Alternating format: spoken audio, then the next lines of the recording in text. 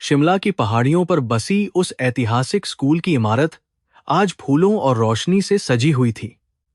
देवदार के पेड़ों के बीच से छनकर आती धूप हॉल की खिड़कियों से भीतर झांक रही थी, जहां शहर के गणमान्य व्यक्ति और उत्साहित बच्चे जमा थे। हवा में एक अजीब सी खामोशी और अपेक्षा घुली हुई थी, जैसे नियति स्वयं कुछ बड़ा रचने की तैयारी कर रही हो। मंच पर सजी कुर्सियां और चमकती ट्रॉफियां इस वार्षिक उत्सव की गरिमा को बहा रही थीं। हर कोई उस मुख्य अतिथि का इंतजार कर रहा था, जिसकी बहादुरी की कहानियां पूरे हिमाचल में गूंजती थीं।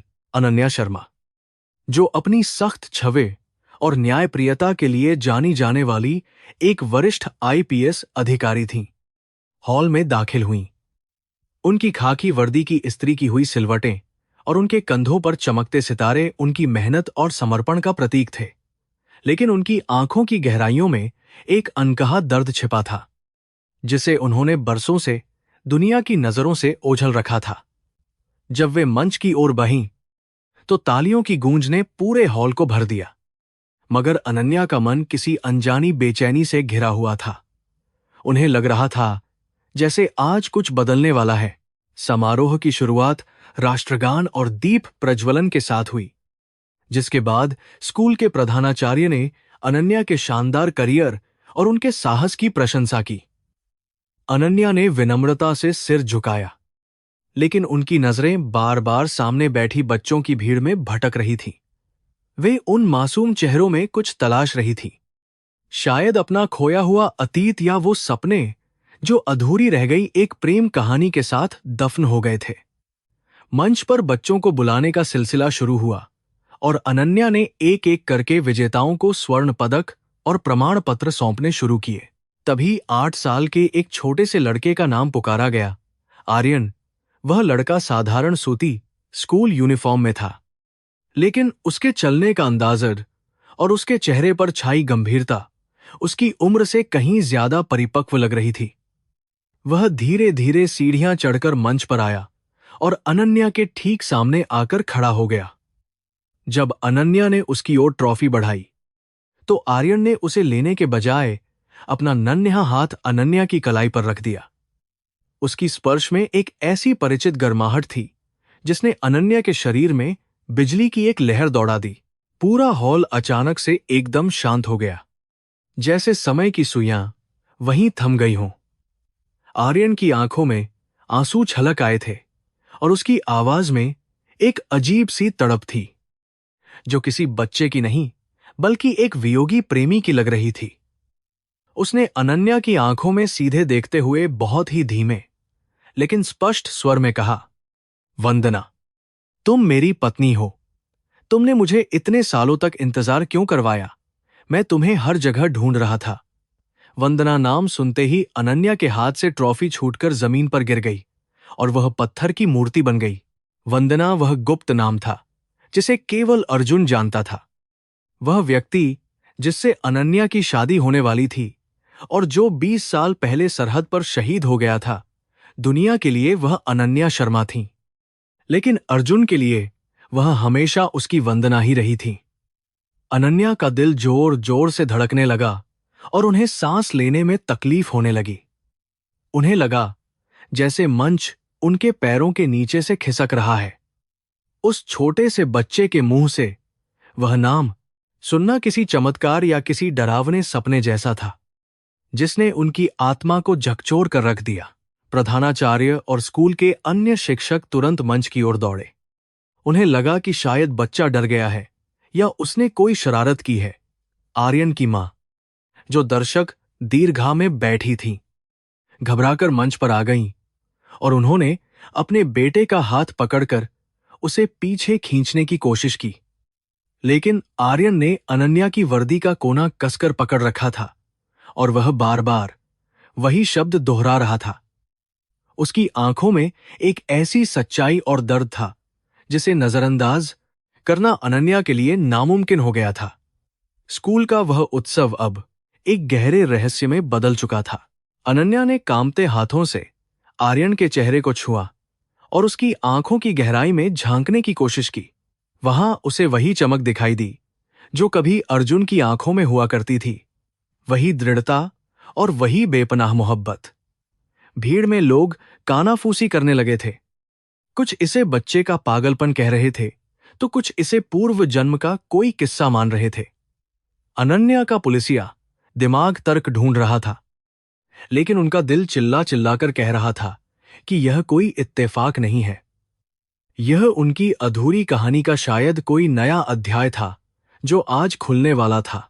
आर्यन की मां ने रोते हुए अनन्या से माफी मांगी और कहा कि उनका बेटा अक्सर सोते समय पहाड़ों और किसी वंदना के बारे में बात करता है। उन्होंने बताया कि आर्यन का जन्म उसी दिन और उसी समय हुआ था जब बरसों पहले अर्जुन ने अपनी आखिरी सांस ली थी। ये जानकारी मिलते ही अनन्या के होश उड़ गए, क्योंकि उन्होंने कभी अपनी निजी जिंदगी के बारे में किसी को नहीं बताया था। वे उस छोटे से बच्चे को देख रही थी जो अब भी उनकी ओर उसी अधिकार और ममता भरी नजरों से देख रहा था जैसे कोई पति अपनी पत्नी को देखता है। अनन्या ने खुद को संभाला और भारी मन से स्कूल से बाहर निकलने का फैसला किया, क्योंकि मीडिया और भीड़ का दबाव बढ़ता जा रहा था। उन्होंने आर्यन की मां से उनका पता लिया और वादा किया कि वे जल्द ही उनसे मिलने आएंगी। अपनी सरकारी गाड़ी में बैठते समय भी उनकी नजरें स्कूल के उस गेट पर टिकी थीं जहां आर्यन खड़ा उन्हें देख रहा था। उसके छोटे से हाथ हवा में विदाई का संकेत दे रहे थे और अनन्या की आंखों से बरसों बाद आंसू की एक बूंद टपक कर उनकी खाकी वर्दी पर गिर गई। वह एक लंबी और रहस्यमयी रात की शुरुआत थी। घर पहुंचकर अनन्या ने अपने कमरे का दरवाजा बंद कर लिया और उस पुरानी संदूक को खोला जिसे उन्होंने सालों से नहीं छुआ था। उसमें अर्जुन की वर्दी, उनकी चिट्ठियां और वह सगाई की अंगूठी रखी थी जिसे अनन्या ने कभी नहीं पहना था। वे उन यादों में खो गईं जब वे और अर्जुन शिमला की इन्हीं वादियों में घूमने का सपना देखते थे। अर्जुन ने हमेशा कहा था कि मौत भी उन्हें जुदा नहीं कर पाएगी और वह किसी रूप में वापस जरूर आएगा। क्या वाकई कुदरत ने अपना खेल दिखाया था और अर्जुन एक बच्चे के रूप में लौट आया था? पूरी रात अनन्या बिस्तर पर करवटें बदलती रहीं। उनकी आंखों के सामने बस आर्यन का वह चेहरा घूम रहा था। एक आईपीएस अधिकारी होने के नाते वे विज्ञान और सबूतों पर विश्वास करती थी, लेकिन आज उनके साथ जो हुआ था उसे कोई भी वैज्ञानिक तर्क नहीं समझा सकता था। उन्हें महसूस हो रहा था कि उनकी बंद हो चुकी जिंदगी की खिड़कियां फिर से खुल रही हैं। क्या वे एक बच्चे में अपने मर चुके प्रेमी को देख पाएंगी? क्या समाज इस अजीबोगरीब रिश्ते को कभी स्वीकार करेगा? इन सवालों के बीच अनन्या ने तय किया कि वे इस सच की तह तक जाकर ही दम लेंगी। अगली सुबह की पहली किरण के साथ ही अनन्या ने अपनी डायरी उठाई और उन घटनाओं को लिखना शुरू किया जो कल घटित हुई थी। उनके हाथ कांप रहे थे, लेकिन उनका संकल्प दृढ़ था। वे जानती थीं कि अगर यह वाकई अर्जुन है तो उसके पास बताने के लिए बहुत कुछ होगा। उन्होंने अपनी टीम को सूचित किया कि वे कुछ दिनों की छुट्टी पर जा रही हैं, क्योंकि अब उनका मिशन अपराधियों को पकड़ना नहीं, बल्कि अपनी ही तकदीर के उलझे हुए धागों को सुलझाना था। उस छोटे से शहर की शांत सुबह अब एक बड़े तूफान की आहट दे रही थी। शिमला के उस छोटे से घर में जहां आर्यन रहता था, वहां भी माहौल तनावपूर्ण था। उसके माता पिता समझ नहीं पा रहे थे कि उनका बेटा ऐसी बातें क्यों कर रहा है जो उनकी समझ से परे थी। आर्यन चुपचाप खिड़की के पास बैठा बाहर देख रहा था, जैसे वह किसी के आने का इंतजार कर रहा हो। उसे यकीन था कि उसकी वंदना उसे छोड़कर नहीं जाएगी, क्योंकि उनका रिश्ता केवल इस जन्म का नहीं बल्कि सदियों का था। वह छोटा सा बच्चा अपनी बड़ी बड़ी आंखों में एक गहरा राज समेटे हुए था जो जल्द ही सबके सामने आने वाला था। अनन्या ने अपनी कार निकाली और उस पते की ओर चल दी जो आर्यन की मां ने दिया था। रास्ते भर वे उन वादों को याद करती रहीं जो उन्होंने और अर्जुन ने एक दूसरे से किए थे। क्या वाकई आत्मा अमर होती है? क्या कर्मों का हिसाब किताब इसी जीवन में पूरा करना पड़ता है? इन आध्यात्मिक गुत्थियों में उलझी अनन्या को बस एक ही उम्मीद थी, सच्चाई। जब वे उस तंग गली में पहुंची जहां आर्यन का घर था, तो उनके दिल की धड़कनें फिर से तेज हो गईं। उन्हें लग रहा था कि वे अपने अतीत और भविष्य के मिलन बिंदु पर खड़ी हैं। जैसे ही अनन्या घर के दरवाजे पर पहुंची, आर्यन पहले से ही वहां खड़ा था, जैसे उसे पता हो कि वे आने वाली हैं। उसने एक मुस्कुराहट के साथ उनका स्वागत किया और कहा, मुझे पता था तुम आओगी। वंदना, हमारी चाय का समय हो गया है। बिल्कुल वैसे ही जैसे हम पुराने दिनों में पीते थे। अनन्या दंग रह गईं, क्योंकि अर्जुन को शाम की चाय अनन्या के हाथ से ही पसंद थी। वे चुपचाप उस छोटे से घर के अंदर चली गईं, जहां दीवारों पर गरीबी की परतें थीं, लेकिन हवा में एक पुरानी और जानी पहचानी खुशबू महक रही थी। आर्यन की मां ने अनन्या को चाय पेश की और वे दोनों बैठकर बातें करने लगीं। अनन्या ने बड़े ध्यान से आर्यन की हर हरकत को देखा, उसका बैठना, उसके हाथ हिलाने का तरीका, यहां तक कि उसकी छोटी छोटी आदतें भी अर्जुन से मेल खाती थीं। यह सब देखकर अनन्या का संदेह यकीन में बदलने लगा था। उन्होंने आर्यन से कुछ ऐसे सवाल पूछने का फैसला किया जिनके जवाब केवल अर्जुन ही दे सकता था। कमरे में एक भारी सन्नाटा छा गया और आर्यन ने बहुत ही शांत भाव से अनन्या की ओर देखते हुए उनके सवालों का इंतजार करना शुरू कर दिया। अनन्या ने पूछा, अगर तुम वाकई वही हो तो बताओ, हमारी आखिरी मुलाकात कहाँ हुई थी और तुमने मुझसे क्या कहा था? आर्यन की आंखों में एक गहरी उदासी छा गई और उसने धीरे से कहा, हम उस पुराने पुल के पास मिले थे जहां बर्फ गिर रही थी। तुमने मेरे लिए एक ऊनी स्वेटर बुना था और मैंने कहा था कि अगली बार जब मैं आऊंगा तो हम शादी कर लेंगे, लेकिन मैं वापस नहीं आ सका क्योंकि दुश्मन ने मुझे पीछे से धोखा दिया था। ये शब्द सुनते ही अनन्या की आंखों से आंसू बहने लगे, क्योंकि यह राज्य उनके और अर्जुन के सिवा कोई नहीं जानता था। अब इसमें कोई शक नहीं रह गया था कि यह छोटा बच्चा ही उनका खोया हुआ अर्जुन है। अनन्या को समझ नहीं आ रहा था कि वे क्या करें, उसे गले लगा लें या इस चमत्कार पर हंसें। उनका मन श्रद्धा और प्रेम से भर गया था। उन्होंने महसूस किया कि भगवान ने उन्हें उनकी वफादारी और सब्र का फल दिया है। हालांकि परिस्थितियां अब बदल चुकी थीं, लेकिन आत्मा का वह अटूट बंधन आज भी उतना ही मजबूत था। अनन्या ने आर्यन का हाथ अपने हाथ में लिया और वादा किया कि वे अब उसे कभी भी अकेला नहीं छोड़ेंगी, चाहे दुनिया कुछ भी कहे। उस दिन के बाद से अनन्या और आर्यन की जिंदगी एक नए मोड़ पर आ गई थी। यह केवल एक प्रेम कहानी नहीं थी, बल्कि यह पुनर्जन्म और कर्म के सिद्धांत की एक जीवित मिसाल थी। अनन्या जानती थी कि आगे की राह बहुत कठिन होगी, समाज के ताने होंगे और कानूनी बाधाएं भी आएंगी, लेकिन उन्हें अब किसी बात का डर नहीं था। उनके पास उनका अर्जुन था।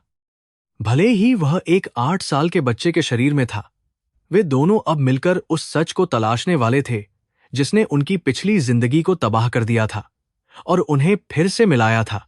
जैसे जैसे सूरज ढलने लगा और शिमला की पहाड़ियों पर अंधेरा छाने लगा, अनन्या ने आर्यन को विदा किया और अपने घर की ओर वापस मुड़ी। उनके चेहरे पर एक ऐसी शांति थी जो बरसों बाद आई थी। वे समझ गई थीं कि प्यार कभी मरता नहीं है, वह बस अपना रूप बदल लेता है। आज की रात उनके लिए एक नई सुबह का संदेश लेकर आई थी। उन्होंने खिड़की से बाहर चमकते सितारों को देखा और महसूस किया कि अर्जुन अब उनके साथ है, हमेशा के लिए। उनकी कहानी अब फिर से शुरू होने वाली थी, एक नए अंदाज और एक नए मकसद के साथ। अगले दिन का सूरज शिमला की पहाड़ियों पर एक नई हलचल लेकर आया। स्कूल के उस समारोह की खबर जंगल की आग की तरह पूरे शहर में फैल चुकी थी। स्थानीय समाचार पत्रों और सोशल मीडिया पर अनन्या और उस छोटे बच्चे की तस्वीरें छाई हुई थीं। लोग इस घटना को चमत्कार और अंधविश्वास के बीच तौल रहे थे। अनन्या के कार्यालय के बाहर पत्रकारों की भीड़ जमा थी, जो इस सनसनीखेज दावे पर उनकी प्रतिक्रिया जानना चाहते थे। पुलिस विभाग के भीतर भी कानाफूसी का दौर शुरू हो गया था, जिससे अनन्या का मानसिक तनाव और बढ़ गया। दूसरी ओर आर्यन के माता पिता बेहद डरे हुए थे। उन्हें लग रहा था कि एक प्रभावशाली पुलिस अधिकारी उनके बेटे को उनसे दूर ले जा सकती है या उस पर कोई कानूनी कार्रवाई कर सकती है। आर्यन के पिता, जो एक मामूली दिहाड़ी मजदूर थे, ने उसे घर के भीतर ही रहने की सख्त हिदायत दी। पड़ोसियों की उत्सुक नजरें उनके छोटे से घर को घेरे हुए थीं, जिससे उनका जीना मुहाल हो गया था। आर्यन चुपचाप एक कोने में बैठा पुरानी यादों के धुंधलके में खोया हुआ था। उसे दुनिया के शोर शराबे से कोई मतलब नहीं था। अनन्या अपने दफ्तर की खिड़की से बाहर देखते हुए गहरी सोच में डूबी थी। एक आईपीएस अधिकारी के तौर पर उनका प्रशिक्षण उन्हें सिखाता था कि हर बात के पीछे एक तार्किक कारण होता है। पुनर्जन्म जैसी बातें उनके पेशे के सिद्धांतों के खिलाफ थीं, लेकिन उनका हृदय कुछ और ही कह रहा था। वह वंदना नाम की गूंज को अपने कानों से निकाल नहीं पा रही थी, जो केवल अर्जुन के होठों से निकलता था। तर्क और भावना के इस युद्ध ने उन्हें भीतर से झकझोर कर रख दिया था। वे समझ नहीं पा रही थीं कि क्या विश्वास करें। उन्होंने गुप्त रूप से आर्यन के जन्म के रिकॉर्ड की जांच करने का फैसला किया। उन्होंने अपने सबसे भरोसेमंद सहायक को नगर पालिका कार्यालय भेजा ताकि वह आर्यन की जन्म तिथि और समय का सही विवरण प्राप्त कर सके। साथ ही उन्होंने अर्जुन की मृत्यु से जुड़ी पुरानी फाइलों को फिर से मंगाया। वे यह देखना चाहती थीं कि क्या इन दोनों घटनाओं के बीच कोई ऐसा संबंध है जिसे विज्ञान की कसौटी पर परखा जा सके। अन्या की आंखें फाइलों के पन्नों पर दौड़ रही थीं, लेकिन उनका मन उन पुरानी वादियों में भटक रहा था जहां उन्होंने प्यार किया था। शाम को अनन्या उस पुरानी जगह पर गईं जहां वे और अर्जुन अक्सर मिला करते थे। वह एक पुराना मंदिर था जो देवदार के जंगलों के बीच अकेला खड़ा था। वहां की शांति में उन्हें अर्जुन की आवाज सुनाई देती महसूस हुई। उन्हें याद आया कि कैसे अर्जुन ने अपनी विदाई के वक्त उनसे वादा किया था कि वे हमेशा साथ रहेंगे। वह घड़ी, वह माहौल और वे वादे आज फिर से जिंदा हो गए थे। अनन्या ने महसूस किया कि शायद प्रकृति उन्हें कुछ संकेत दे रही है जिसे वे अपनी वर्दी के अहंकार में देख नहीं पा रही थीं। स्मृतियों का सैलाब उन्हें 20 साल पीछे ले गया। जब सगाई की रस्म के बाद अर्जुन सीमा पर तैनात होने चले गए थे, उन्होंने एक दूसरे को ढेरों चिट्ठियां लिखी थीं, जिनमें भविष्य के हजारों सपने बुने गए थे। अर्जुन ने हमेशा अपनी डायरी में अनन्या को वंदना कहकर संबोधित किया था, जिसका अर्थ होता है प्रार्थना। वह नाम उनके रिश्ते की पवित्रता का प्रतीक था। आज एक 8 साल के बच्चे द्वारा वही नाम पुकारा जाना केवल एक संयोग नहीं हो सकता था। अनन्या की आंखों से आंसू बह निकले और उन्होंने अपनी अंगूठी को कसकर पकड़ लिया। आर्यन के घर में भी अजीबोगरीब घटनाएं घट रही थीं। उसने खाना पीना लगभग छोड़ दिया था और अपनी मां से जिद कर रहा था कि उसे वंदना के पास जाना है। उसने अपनी मां को बताया कि उसे अपने पिछले घर का रास्ता याद है और उसे वे मेडल भी याद हैं जो उसने जीते थे। उसकी मां उसे समझाने की कोशिश कर रही थी कि वह केवल एक बच्चा है, लेकिन आर्यन की बातें किसी मंझे हुए सैनिक जैसी थीं। उसकी आंखों की गहराई और बातों की गंभीरता ने उसके परिवार को भी सोचने पर मजबूर कर दिया था। शहर में फैली अफवाहों ने अनन्या के वरिष्ठ अधिकारियों का ध्यान भी अपनी ओर खींचा। उन्हें डर था कि एक पुलिस अधिकारी का नाम इस तरह के विवादों में जुड़ने से विभाग की छवि खराब हो सकती है। अनन्या को मुख्यालय बुलाया गया और उन्हें सलाह दी गई कि वे इस मामले से खुद को दूर रखें। लेकिन अन्या के लिए यह अब केवल एक ड्यूटी नहीं थी, बल्कि उनकी आत्मा का सवाल था। उन्होंने अपने पद की गरिमा को ध्यान में रखते हुए बहुत ही संयमित तरीके से जवाब दिया, लेकिन भीतर ही भीतर उन्होंने सच खोजने का संकल्प ले लिया था। रात के सन्नाटे में अनन्या ने आर्यन की जन्म कुंडली और अर्जुन की मृत्यु के समय का मिलान किया। रिकॉर्ड के अनुसार अर्जुन ने अस्पताल में जिस क्षण अपनी आखिरी सांस ली थी, ठीक उसी समय आर्यन का जन्म शिमला के एक छोटे से प्रसूति गृह में हुआ था। यह जानकारी अनन्या के लिए बिजली के झटके जैसी थी। क्या यह संभव है कि एक प्राण निकलकर तुरंत दूसरे शरीर में प्रवेश कर जाए? उनके तार्किक दिमाग के पास इसका कोई जवाब नहीं था। वे पूरी रात जागकर उन अनसुलझे सवालों के उत्तर तलाशती रहीं। अगले दिन उन्होंने अपनी वर्दी उतारी और साधारण कपड़ों में आर्यन के घर जाने का फैसला किया। वे नहीं चाहती थीं कि उनकी आधिकारिक पहचान उनके और उस बच्चे के बीच आए।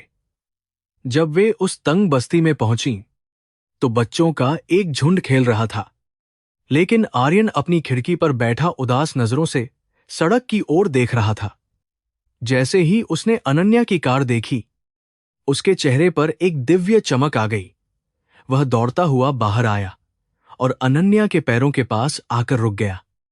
उसकी आंखें खुशी से छलक उठी थीं। आर्यन की मां ने अनन्या का स्वागत किया, हालांकि उनके चेहरे पर अभी भी डर के भाव थे। अनन्या ने उन्हें आश्वासन दिया कि वे यहां किसी पुलिस कार्यवाही के लिए नहीं बल्कि एक इंसान के तौर पर आई हैं। उन्होंने आर्यन को अपने पास बैठाया और उसकी नन्ही हथेलियों को अपने हाथों में ले लिया। आर्यन ने बिना किसी संकोच के अनन्या के कंधे पर अपना सिर रख दिया और धीरे से कहा, तुमने अपनी आंखों का काजल अब भी वही रखा है जो मुझे पसंद था। अनन्या का दिल भर आया और वे कुछ कह नहीं सकी। कमरे के भीतर की हवा में एक अजीब सा खिंचाव था, जैसे दो कालखंड आपस में मिल रहे हों। अनन्या ने महसूस किया कि आर्यन के भीतर का व्यक्तित्व उस छोटे बच्चे से कहीं बड़ा है। वह जिस तरह से पुराने युद्धों और रणनीतियों की बातें कर रहा था, वह किसी भी 8 साल के बच्चे के लिए असंभव था। अनन्या ने उससे पूछा कि उसे और क्या क्या याद है। आर्यन ने बताया कि उसे वह पुरानी हवेली याद है जहां अर्जुन का परिवार रहता था, और वह बरगद का पेड़ जहां उन्होंने अपना नाम लिखा था। अनन्या ने तय किया कि वे इस बच्चे को उस गांव ले जाएंगी जहां अर्जुन का बचपन बीता था। उन्हें लगा कि शायद वहां जाने पर इस गुत्थी का कोई ठोस सिरा मिल सके। उन्होंने आर्यन के माता पिता से इसके लिए अनुमति मांगी। शुरुआत में वे हिचकिचाए, लेकिन अनन्या की ईमानदारी और आर्यन की जिद के आगे उन्हें झुकना पड़ा। यह यात्रा केवल भौगोलिक नहीं बल्कि एक आध्यात्मिक सफर होने वाली थी। अनन्या को लग रहा था कि वे धीरे धीरे सच के करीब पहुंच रही हैं, जो बेहद सुखद और डरावना भी था। इस बीच अनन्या को अपनी प्रोफेशनल लाइफ में भी चुनौतियों का सामना करना पड़ रहा था। उनके विरोधियों ने इस स्थिति का फायदा उठाने की कोशिश की और उनके खिलाफ शिकायतें दर्ज कराईं, लेकिन अनन्या ने हार नहीं मानी। उन्होंने अपने काम और अपनी निजी खोज के बीच एक बारीक संतुलन बनाए रखा। वे जानती थीं कि अगर वे एक बार भी कमजोर पड़ीं, तो वे उस सच को कभी नहीं जान पाएंगी जो उनके सामने खड़ा था। उनके भीतर की योद्धा जाग चुकी थी, जो अपने प्यार और सच के लिए किसी से भी टकरा सकती थी। यात्रा की तैयारी करते समय अनन्या ने अपनी पुरानी डायरी निकाली और उसमें कुछ पन्ने जोड़े। उन्होंने लिखा कि कैसे विज्ञान और तर्क की सीमाएं खत्म होती हैं और आत्मा का सफर शुरू होता है। उन्हें महसूस हुआ कि अर्जुन वापस आया है, क्योंकि उनका रिश्ता अभी अधूरा था। कर्म का पहिया घूम चुका था और अब उसे सही दिशा में ले जाने की जिम्मेदारी अनन्या की थी। उन्होंने अपनी सर्विस रिवॉल्वर के बजाय अपने विश्वास को अपना हथियार बनाया। उनके चेहरे पर एक नई चमक और इरादों में एक नई मजबूती दिखाई दे रही थी। आर्यन भी अपनी यात्रा के लिए उत्साहित था। उसने अपने छोटे से बैग में कुछ पुरानी चीजें रखीं जो उसे सड़क पर मिली थीं और जिन्हें वह अपना खजाना कहता था। उसके लिए यह केवल एक यात्रा नहीं थी, बल्कि अपने वजूद को फिर से पाने की कोशिश थी। वह बार बार अनन्या से पूछता था कि क्या उसकी मां अर्जुन की मां अब भी वही पुराने भजन गाती है। अनन्या के पास इन सवालों के जवाब नहीं थे, लेकिन वे जानती थी कि जल्द ही सब कुछ स्पष्ट हो जाएगा। उस रात शिमला की ठंडी हवाओं में एक उम्मीद की गर्माहट महसूस हो रही थी। जब अनन्या ने गाड़ी का इंजन शुरू किया तो उन्हें लगा जैसे वे एक नए जीवन की शुरुआत कर रही हैं। आर्यन उनके बगल वाली सीट पर बैठा था और बाहर के नजारों को ऐसे देख रहा था जैसे वे उसे बहुत पुराने और जाने पहचाने लग रहे हों। रास्ते में पड़ने वाले हर मोड़ और हर ढाबे के बारे में, वह हर बाहर के बारे में पहले से ही बता रहा था। अनन्या दंग थी कि कैसे एक बच्चा उस रास्ते के बारे में जानता है जहां वह कभी गया ही नहीं था। यह उनके विश्वास की पहली बड़ी जीत थी जिसने उनके संदेहों को हमेशा के लिए खत्म कर दिया। जैसे जैसे वे मैदानी इलाकों की ओर बढ़े, तापमान बदलने लगा और साथ ही अनन्या की मनःस्थिति भी। वे अपनी आईपीएस की पहचान को पीछे छोड़ती जा रही थीं और वंदना का रूप ले रही थीं। उन्होंने महसूस किया कि सच्चा प्यार समय और शरीर की सीमाओं से परे होता है। अर्जुन का पुनर्जन्म केवल एक चमत्कार नहीं था, बल्कि यह प्रकृति का एक न्याय था जिसने दो बिछड़े हुए दिलों को फिर से मिलाया था। रास्ते के ऊबड़ खाबड़ रास्तों पर चलती गाड़ी जैसे उनकी जिंदगी की उलझनों को सुलझाने की दिशा में एक कदम थी। रास्ते में उन्होंने एक छोटे से मंदिर में रुककर प्रार्थना की। आर्यन ने बिल्कुल उसी अंदाज में पूजा की जैसे अर्जुन किया करता था। पैर धोने का तरीका, घंटी बजाने की लय और माथे पर तिलक लगाने का ढंग, सब कुछ हूबहू वैसा ही था। पुजारी ने भी उन्हें बड़े अचरज से देखा, जैसे उसे उस बच्चे में कोई दैवीय अंश दिखाई दे रहा हो। अनन्या ने महसूस किया कि इस यात्रा में वे अकेली नहीं हैं, बल्कि कोई अदृश्य शक्ति उनका मार्गदर्शन कर रही है। उनका मन अब पूरी तरह शांत और संकल्पित हो चुका था। अगले पड़ाव पर पहुंचने से पहले अनन्या ने अपनी टीम को फोन किया और कुछ जरूरी निर्देश दिए। उन्होंने अपनी अनुपस्थिति में काम को सुचारू रूप से चलाने की व्यवस्था की। वे अब पूरी तरह से इस मिशन में समर्पित थीं। उन्होंने आर्यन की ओर देखा, जो अब सो चुका था। उसका मासूम चेहरा नींद में भी बहुत शांत और गंभीर लग रहा था। अनन्या ने उसके सिर पर हाथ रखा और बुदबुदाई, हम पहुंच रहे हैं अर्जुन। तुम्हारी वंदना तुम्हें तुम्हारे घर ले जा रही है। उस पल में दुनिया की सारी बाधाएं बहुत छोटी लगने लगी थीं।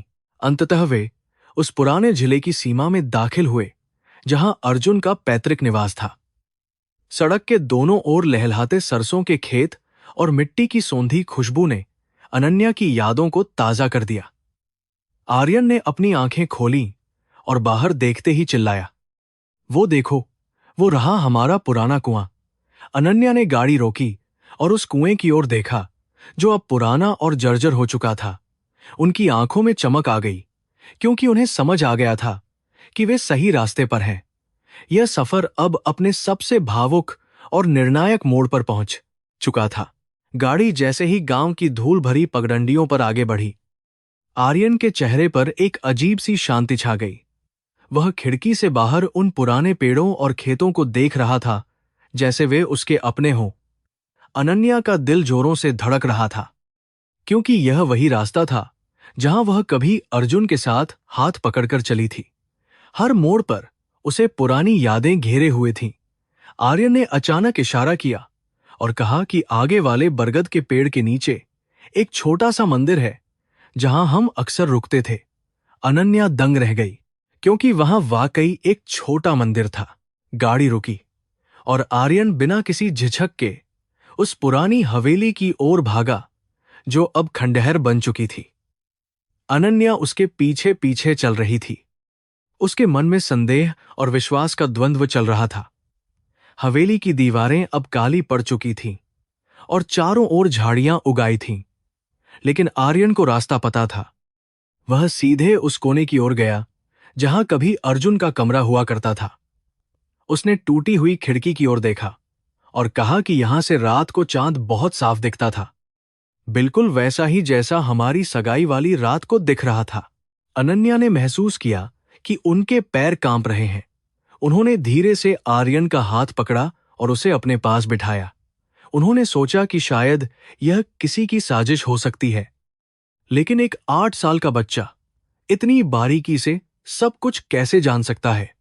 आर्यन ने अनन्या की आंखों में देखा और कहा, वंदना, तुम अभी भी सोच रही हो कि मैं झूठ बोल रहा हूं क्या? तुम्हें याद है तुम्हारे बाएं कंधे पर वह छोटा सा तिल जो सूरज की रोशनी में लाल दिखता है, वह वर्दी के नीचे छिपा है। फिर भी मुझे याद है, क्योंकि मैंने उसे करीब से देखा था। अनन्या के होश उड़ गए। वह तिल उनकी वर्दी के नीचे था और दुनिया में किसी को भी उसके बारे में पता नहीं था, सिवाय अर्जुन के। उनकी आंखों से आंसू छलक आए और उन्होंने आर्यन को कसकर गले लगा लिया। उस पल में एक आईपीएस अधिकारी की सारी तार्किकता और कठोरता पिघल गई। उन्हें लगा कि उनका अर्जुन वास्तव में वापस आ गया है। आर्यन ने उनके आंसू पोंछे और बहुत ही कोमलता से कहा कि उसने भगवान से बहुत प्रार्थना की थी कि वह उसे फिर से उसकी वंदना से मिला दे, ताकि वह अपना अधूरा वादा पूरा कर सके। वे दोनों उस पुराने बगीचे में गए जहां अनन्या ने अर्जुन की याद में एक छोटी सी डिबिया दफन की थी। अनन्या ने कभी किसी को नहीं बताया था कि उन्होंने अपनी सगाई की असली अंगूठी कहां छिपाई है। आर्यन एक पुराने नीम के पेड़ के पास रुका और मिट्टी खोदने लगा। कुछ ही देर में मिट्टी के नीचे से वह पुरानी धातु की डिबिया निकल आई। जब अनन्या ने उसे खोला तो उसमें वही अंगूठी चमक रही थी जिसे अर्जुन ने उन्हें पहनाई थी। अनन्या का पूरा शरीर कांपने लगा और उन्हें यकीन हो गया कि यह कोई सपना नहीं है। बगीचे की उस सोंधी मिट्टी की खुशबू में अनन्या को 20 साल पहले का वह दिन याद आ गया जब अर्जुन ने उन्हें विदा किया था। तब हवा में ऐसी ही नमी थी और परिंदों की चहचहाहट बिल्कुल वैसी ही थी। आर्यन ने वह अंगूठी उठाकर अनन्या की ओर बढ़ाई और कहा, उस दिन मैंने तुमसे कहा था कि यह अंगूठी हमारे प्यार की निशानी है जो कभी नहीं मिटेगी। आज मैं इसे फिर से तुम्हारे पास देख रहा हूं। बस मेरा हाथ छोटा है, पर मेरा दिल वही पुराना है। अनन्या ने उस नन्हे हाथ को चूम लिया और रोने लगी। गांव के कुछ लोग वहां जमा होने लगे थे। उन्होंने एक पुलिस अधिकारी को एक छोटे बच्चे के साथ इस तरह भावुक होते देख कानाफूसी शुरू कर दी। गांव की परंपराओं में पुनर्जन्म की कहानियां आम थीं, लेकिन एक उच्च पदस्थ अधिकारी का इसमें शामिल होना सबके लिए अचरज की बात थी। आर्यन ने गांव के एक बुजुर्ग को पहचान लिया और उनका नाम लेकर पुकारा। वह बुजुर्ग दंग रह गए क्योंकि उन्होंने उस बच्चे को पहले कभी नहीं देखा था। आर्यन ने उन्हें उनके जवानी के दिनों की एक ऐसी बात याद दिलाई जो केवल वे और अर्जुन जानते थे। इस बुजुर्ग की आंखों में डर और श्रद्धा का मिला जुला भाव था। उन्होंने हाथ जोड़कर कहा कि यह वाकई कोई ईश्वरीय चमत्कार है। धीरे धीरे यह खबर पूरे गांव में फैल गई कि शहीद अर्जुन की आत्मा एक बालक के रूप में लौट आई है। अनन्या जानती थीं कि अब हालात और भी जटिल होने वाले हैं। उन्हें कानून, समाज और अपनी गरिमा का ध्यान रखना था, लेकिन उनके भीतर की प्रेमिका सब कुछ भूलकर बस अर्जुन के साथ रहना चाहती थी। उन्होंने महसूस किया कि कर्म का यह बंधन बहुत गहरा और अटूट होता है जो मृत्यु से भी नहीं टूटता। शाम होने को थी और आसमान में सिंदूरी रंग बिखर गया था। अनन्या और आर्यन एक पुराने कुएं की मुडेर पर बैठ गए। आर्यन ने बताया कि कैसे उसे पिछले जन्म की आखिरी रात याद है। उसने बताया कि वह सीमा पर गश्त कर रहा था जब अचानक गोलियों की आवाज आई। उसे याद था कि उसे किसी अपने ने ही धोखा दिया था, लेकिन उसे चेहरे साफ नहीं दिख रहे थे। अनन्या ने यह सुनकर चौंक गईं। उन्हें हमेशा बताया गया था कि वह एक सामान्य आतंकी हमला था, लेकिन आर्यन की बात ने एक नई साजिश की ओर इशारा किया। अनन्या ने आर्यन से और विस्तार में पूछने की कोशिश की, लेकिन एक बच्चे का दिमाग उन जटिल सैन्य विवरणों को पूरी तरह याद नहीं रख पा रहा था। फिर भी आर्यन ने एक नाम लिया जो अनन्या के लिए जाना पहचाना था। वह नाम अर्जुन के उस समय के वरिष्ठ अधिकारी का था जो अब सेना में बहुत ऊंचे पद पर थे। अनन्या का पुलिसिया दिमाग फिर से सक्रिय हो गया। उन्होंने महसूस किया कि अर्जुन का पुनर्जन्म केवल उनके प्यार के लिए नहीं, बल्कि न्याय के लिए भी हुआ है। यह मामला अब केवल भावनाओं का नहीं, बल्कि राष्ट्रीय सुरक्षा का बन गया था। रात में वे गांव के एक छोटे से गेस्ट हाउस में रुके। अनन्या को नींद नहीं आ रही थी। वह सोच रही थी कि कैसे एक 8 साल का बच्चा इतनी बड़ी सच्चाई अपने भीतर समेटे हुए है। उन्होंने आर्यन की मासूमियत को देखा जो अब शांति से सो रहा था। क्या वे इस बच्चे को इस खतरनाक खेल में शामिल कर सकती थी? लेकिन अर्जुन की अधूरी इच्छा को पूरा करना भी उनका धर्म था। उन्होंने तय किया कि वे इस जांच को पूरी गोपनीयता के साथ आगे बढ़ाएंगी और आर्यन को हर खतरे से बचाकर रखेंगी। अगले दिन सुबह अनन्या ने आर्यन को उस जगह दिखाया जहां अर्जुन का स्मारक बना हुआ था। आर्यन अपने ही नाम के पत्थर को देखकर थोड़ा सहम गया। उसने उस पत्थर पर हाथ फेरा और कहा, यह पत्थर झूठ बोलता है। वंदना, मैं मरा नहीं था, मैं तो बस बदल गया था। अनन्या ने महसूस किया कि जीवन और मृत्यु के बीच की रेखा कितनी धुंधली होती है। उन्होंने वहां शपथ ली कि वे उस सच को सामने लाकर रहेंगी जिसके लिए अर्जुन ने अपनी जान दी थी और जो अब आर्यन के रूप में उनके सामने खड़ा था। गांव के माहौल में अब एक अलग ही तरह का तनाव था। अर्जुन के कुछ पुराने रिश्तेदार अनन्या से मिलने आए। वे डरे हुए थे और उन्हें लग रहा था कि शायद अनन्या उनकी संपत्ति पर दावा करने आई है। लेकिन अनन्या ने उन्हें स्पष्ट कर दिया कि उन्हें कुछ नहीं चाहिए, वे बस सच की तलाश में हैं। आर्यन ने अपने पुराने चाचा को देखते ही उनकी पुरानी चोरी की बात याद दिला दी जो उन्होंने अर्जुन के पिता के साथ की थी। चाचा का चेहरा सफेद पड़ गया और वे बिना कुछ बोले वहां से भाग खड़े हुए। अनन्या ने महसूस किया कि आर्यन के पास वह सारी जानकारी है जो 20 साल पुराने राज खोल सकती है। उन्होंने अपनी डायरी में उन सभी बिंदुओं को नोट करना शुरू किया जो आर्यन बता रहा था। हर विवरण एक पहेली के टुकड़े की तरह था जो धीरे धीरे एक बड़ी तस्वीर बना रहा था। वे जानती थीं कि अगर यह जानकारी गलत हाथों में लग गई तो आर्यन की जान को खतरा हो सकता है। एक आईपीएस अधिकारी के तौर पर उन्होंने तुरंत अपनी सुरक्षा टीम को सतर्क किया और गांव में सादे कपड़ों में पुलिस तैनात कर दी। दोपहर के समय अनन्या ने आर्यन को लेकर उस पुराने तालाब के किनारे बैठी जहां अर्जुन उसे तैरना सिखाना चाहता था। आर्यन ने पानी में हाथ डालते हुए कहा कि उसे अब भी पानी से डर लगता है क्योंकि उस रात नदी का पानी बहुत ठंडा था। अनन्या ने उसे सहलाया और कहा कि अब उसे डरने की जरूरत नहीं है क्योंकि वे उसके साथ हैं। आर्यन ने अनन्या की ओर देखा और कहा, तुम बदल गई हो वंदना, तुम अब और भी बहादुर हो गई हो, मुझे तुम पर गर्व है। अनन्या को लगा कि उन्हें उनकी मेहनत का सबसे बड़ा इनाम मिल गया है। इस बीच शिमला से अनन्या के दफ्तर से फोन आया। उनके वरिष्ठ अधिकारियों ने उन्हें तुरंत वापस लौटने का आदेश दिया था क्योंकि मीडिया में यह मामला बहुत बड़ा रूप ले चुका था। विपक्षी दल इसे अंधविश्वास को बढ़ावा देने वाला बताकर अनन्या के इस्तीफे की मांग कर रहे थे। अनन्या को पता था कि अगर वे अभी वापस गईं तो यह सच हमेशा के लिए दब जाएगा।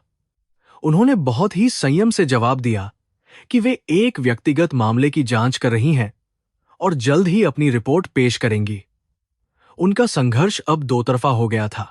आर्यन ने अनन्या की चिंता को भांप लिया और कहा, घबराओ मत वंदना, सच हमेशा जीतता है, चाहे उसे दोबारा जन्म ही क्यों न लेना पड़े। उसकी बातों में वह आत्मविश्वास था जो केवल एक अनुभवी सैनिक में हो सकता था। अनन्या को उससे शक्ति मिली। उन्होंने तय किया कि वे वापस जाएंगी लेकिन आर्यन को अपने साथ रखेंगी। उन्हें पता था कि कानूनी रूप से यह कठिन होगा, लेकिन उन्होंने आर्यन के माता पिता से बात करने का फैसला किया ताकि वे उसे अपनी कस्टडी में ले सकें और उसे सुरक्षा प्रदान कर सकें। आर्यन के माता पिता गांव आ चुके थे। वे अपने बेटे की बढ़ती प्रसिद्धि और अनन्या के साथ उसके लगाव को देखकर परेशान थे। अनन्या ने उन्हें एकांत में बुलाया और सारी सच्चाई बताई। उन्होंने बताया कि कैसे आर्यन की यादें उनके पुराने केस से जुड़ी हैं और कैसे यह उसकी सुरक्षा के लिए जरूरी है कि वह उनके साथ रहे। शुरुआत में वे नहीं माने, लेकिन जब आर्यन ने खुद उनसे बात की और अपने पिछले जन्म के माता पिता के प्रति अपनी भावनाओं को व्यक्त किया तो वे भावुक हो गए और अनन्या पर भरोसा करने को तैयार हो गए। जाने से पहले अनन्या ने एक बार फिर उस पुरानी हवेली को देखा। उन्हें महसूस हुआ कि अब वह जगह उतनी डरावनी और सूनी नहीं लग रही थी। वहां की हवा में अब एक नई उम्मीद थी। उन्होंने अर्जुन की आत्मा को महसूस किया जो शायद अब खुश थी कि उसका राज सुरक्षित हाथों में है। आर्यन ने अनन्या का हाथ पकड़ा और वे दोनों गाड़ी की ओर चल दिए। गांव के लोग उन्हें विदा करने आए थे। उनकी आंखों में श्रद्धा और कौतूहल था। यह यात्रा अनन्या के लिए केवल एक खोज नहीं, बल्कि उनके पुनर्जन्म की भी शुरुआत थी। रास्ते में अनन्या ने अपनी टीम को कुछ गुप्त फाइलें तैयार करने को कहा। वे अब पूरी तरह से एक्शन मोड में थीं। उन्हें पता था कि जिन लोगों ने अर्जुन को धोखा दिया था, वे अब भी प्रभावशाली पदों पर हैं और वे अपनी जान बचाने के लिए किसी भी हद तक जा सकते हैं। लेकिन अनन्या को अब किसी का डर नहीं था। उनके पास सबसे बड़ा गवाह था, स्वयं अर्जुन, जो एक मासूम बच्चे के रूप में उनके साथ था। गाड़ी की रफ्तार के साथ साथ अनन्या के इरादे भी और मजबूत होते जा रहे थे। अनन्या ने गाड़ी चलाते हुए आर्यन की ओर देखा, जो खिड़की के बाहर उड़ते पक्षियों को देख रहा था।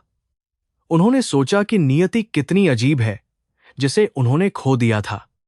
उसे उसने एक ऐसे रूप में वापस दिया जिसकी उन्होंने कल्पना भी नहीं की थी। यह प्यार की पराकाष्ठा थी, जहां शरीर बदल गया था पर रूह वही थी।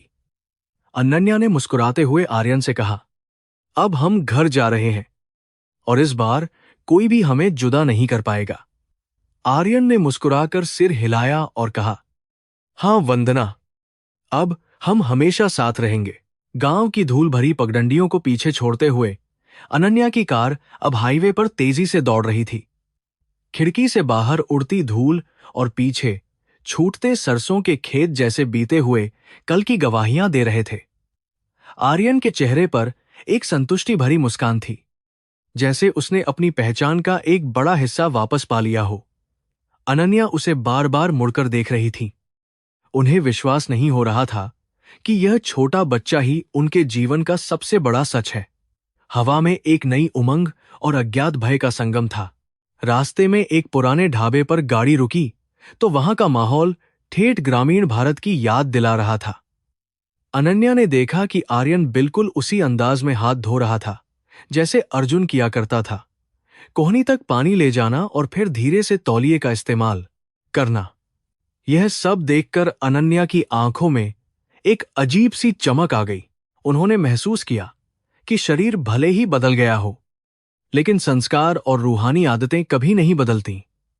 वहां बैठे लोग उन्हें एक प्रभावशाली अधिकारी और एक साधारण बच्चे के रूप में देख रहे थे। अनन्या ने आर्यन से कर्म और पुनर्जन्म के बारे में बात करने की कोशिश की। आर्यन ने बहुत ही गंभीर स्वर में कहा, वंदना, कर्म एक ऐसा धागा है जो हमें जन्मों जन्मों तक बांधे रखता है। मैंने पिछले जन्म में कुछ अधूरे काम छोड़े थे, इसलिए भगवान ने मुझे वापस भेजा है। उसकी बातें सुनकर अनन्या का पुलिसिया दिमाग दंग रह गया। एक 8 साल का बच्चा जीवन के इतने गहरे दर्शन को इतनी सरलता से समझा रहा था। यह किसी चमत्कार से कम नहीं था कि एक नन्हा बालक काल के चक्र को चुनौती दे रहा था। जैसे जैसे वे पहाड़ों की ओर बढ़ रहे थे, मौसम ठंडा होने लगा और हवा में देवदार की खुशबू घुल गई। अनन्या के मन में एक नया द्वंद्व शुरू हो गया था। समाज इस रिश्ते को किस नजर से देखेगा? एक महिला अधिकारी और एक बच्चा जो खुद को उसका पति बताता है। यह स्थिति सामाजिक मानदंडों के खिलाफ थी। भारत जैसे पारंपरिक समाज में पुनर्जन्म को तो माना जाता है, लेकिन उसके व्यावहारिक परिणामों को स्वीकार करना बहुत कठिन होता है। अनन्या जानती थीं कि उन्हें अपनी छवि और अपने प्यार के बीच संघर्ष करना पड़ेगा। शिमला की सीमा में प्रवेश करते ही मीडिया की गाड़ियां उनका पीछा करने लगीं। यह खबर अब राष्ट्रीय मुद्दा बन चुकी थी कि एक आईपीएस अधिकारी एक पुनर्जन्म के दावे वाले बच्चे के साथ यात्रा कर रही हैं। अनन्या ने अपनी गाड़ी की खिड़कियां चढ़ा लीं और ड्राइवर को तेज चलने का इशारा किया। उन्हें अपनी गोपनीयता की चिंता थी, लेकिन उससे भी ज्यादा वे आर्यन को इस शोर शराबे से बचाना चाहती थीं। आर्यन ने उनका हाथ पकड़ लिया और कहा, डरो मत वंदना, यह शोर तो बस बाहरी है, हमारे भीतर तो वही पुरानी शांति है। जब वे अनन्या के सरकारी आवास पर पहुंचे तो आर्यन ने बिना किसी निर्देश के सीधे उसी कमरे की ओर कदम बढ़ाए जहां अनन्या ने अर्जुन की तस्वीर रखी थी। उसने तस्वीर के सामने खड़े होकर उसे प्रणाम किया और फिर अनन्या की ओर मुड़कर कहा, यह अब भी मेरी पसंदीदा अगरबत्ती की खुशबू आती है। अनन्या की आंखों से आंसू बहने लगे। यह घर, जो अब तक केवल एक इमारत था, आज अचानक एक मंदिर बन गया था। उन्होंने महसूस किया कि अर्जुन के आने से उनके सूने जीवन में फिर से रौनक लौट आई है। अनन्या ने तुरंत अपनी लीगल टीम को बुलाया ताकि वे आर्यन की सुरक्षा और कस्टडी के कानूनी पहलुओं पर चर्चा कर सकें। एक आईपीएस अधिकारी होने के नाते वे जानती थीं कि बिना कानूनी आधार के वे आर्यन को अपने पास नहीं रख सकती। उसके माता पिता गरीब थे और उन पर दबाव डाला जा सकता था। अनन्या ने तय किया कि वे आर्यन की पढ़ाई और परवरिश की पूरी जिम्मेदारी लेंगी। उन्होंने महसूस किया कि यह केवल प्रेम नहीं, बल्कि एक कर्तव्य भी है जो उन्हें इस जन्म में पूरा करना ही होगा। आर्यन ने घर के रसोइये को बताया कि उसे बिना प्याज वाली दाल पसंद है, जो ठीक वैसी ही थी जैसी अर्जुन को पसंद थी। रसोइया हैरान रह गया क्योंकि उसने कभी किसी को यह बताते नहीं सुना था। अनन्या ने दूर खड़े होकर यह सब देखा और उनकी मुस्कुराहट में एक दर्द छिपा था। वे देख रही थी कि कैसे एक बच्चा उनके घर की हर चीज को अपना समझ रहा था। क्या यह वाकई संभव था कि नियति ने उनके साथ इतना बड़ा न्याय किया था? अनन्या का हृदय श्रद्धा और कृतज्ञता से भर गया। उसी शाम अनन्या को विभाग से एक गोपनीय संदेश मिला। अर्जुन की मौत से जुड़ी फाइलें फिर से खोलने की अनुमति मिल गई थी, लेकिन साथ ही उन्हें चेतावनी दी गई थी कि यह मामला बहुत संवेदनशील है। कुछ उच्चाधिकारी नहीं चाहते थे कि 20 साल पुराने राज्य बाहर आएं। अनन्या ने आर्यन को पास बुलाया और उससे पूछा कि क्या उसे उस रात के चेहरे याद हैं। आर्यन की आंखों में अचानक गुस्सा और दर्द उभर आया। उसने बताया कि उसे एक विशिष्ट बिल्ला और एक आवाज याद है जो आदेश दे रही थी। अनन्या ने अपनी डायरी में उन संकेतों को लिखना शुरू किया। यह एक खतरनाक खेल था जहां दुश्मन बहुत ताकतवर थे, लेकिन उनके पास अब एक ऐसा गवाह था जिसे कोई भी कानून या हथियार नहीं डरा सकता था। आर्यन की मासूमियत ही उसका सबसे बड़ा कवच थी। अनन्या ने महसूस किया कि उन्हें अपनी पुलिसिया ट्रेनिंग का पूरा इस्तेमाल करना होगा ताकि वे उस सच तक पहुंच सके जिसने उनके जीवन के 20 साल छीन लिए थे। यह अब केवल एक व्यक्तिगत खोज नहीं, बल्कि एक मिशन बन गया था। रात के खाने के बाद अनन्या और आर्यन बालकनी में बैठे थे। शिमला की ठंडी हवा और दूर चमकते सितारों के बीच दोनों खामोश थे। आर्यन ने अनन्या की ओर देखा और कहा, वंदना, तुम अब बहुत बहादुर हो गई हो।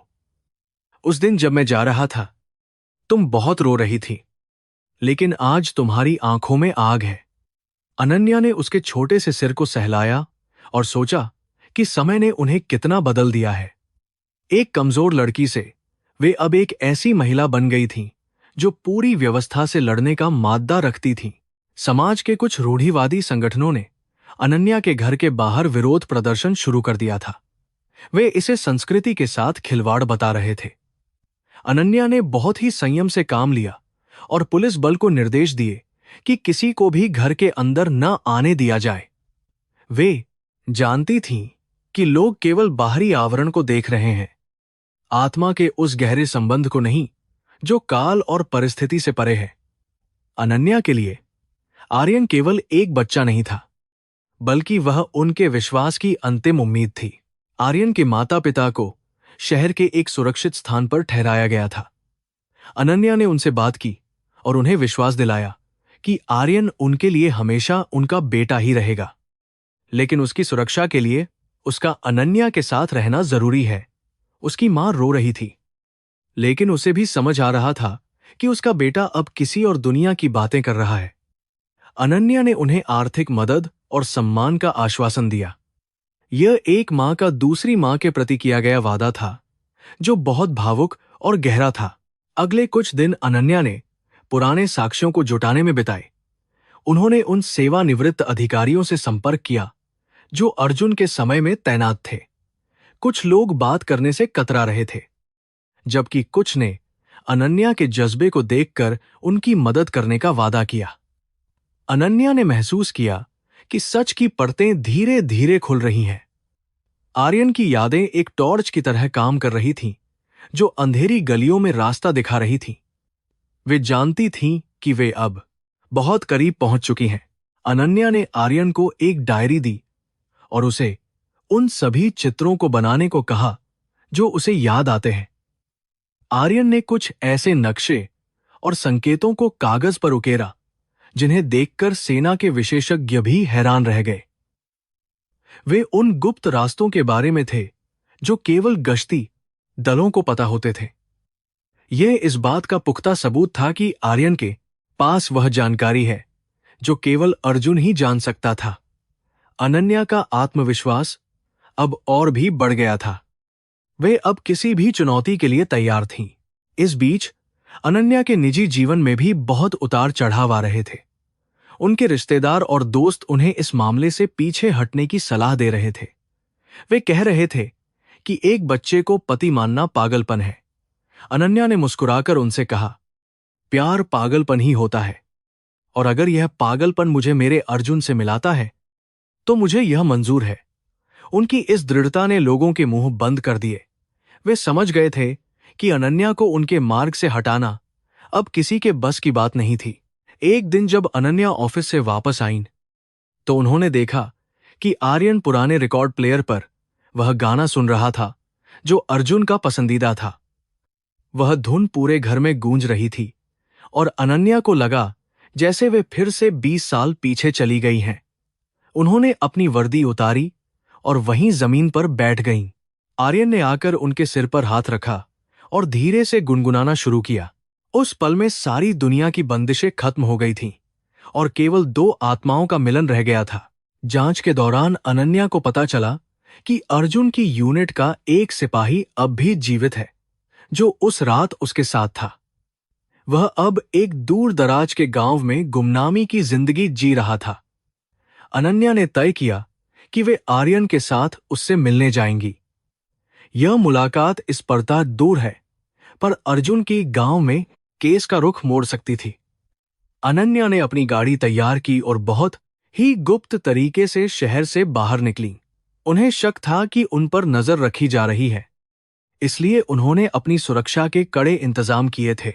रास्ते में अनन्या ने महसूस किया कि उनकी और आर्यन की यह यात्रा केवल न्याय के लिए नहीं, बल्कि समाज की सोच को बदलने के लिए भी है। भारत में जहां हम ईश्वरीय शक्तियों की पूजा करते हैं, वहीं ऐसी घटनाओं को स्वीकार करने में क्यों डरते हैं? अनन्या ने तय किया कि वे इस कहानी को दुनिया के सामने रखेंगी ताकि लोग समझ सकें कि प्रेम की कोई सीमा नहीं होती। उन्होंने आर्यन का हाथ कसकर पकड़ लिया, जैसे वे उसे फिर से खोने से डर रही हों। अंधेरा होने से पहले वे उस पूर्व सैनिक के घर पहुंच गए।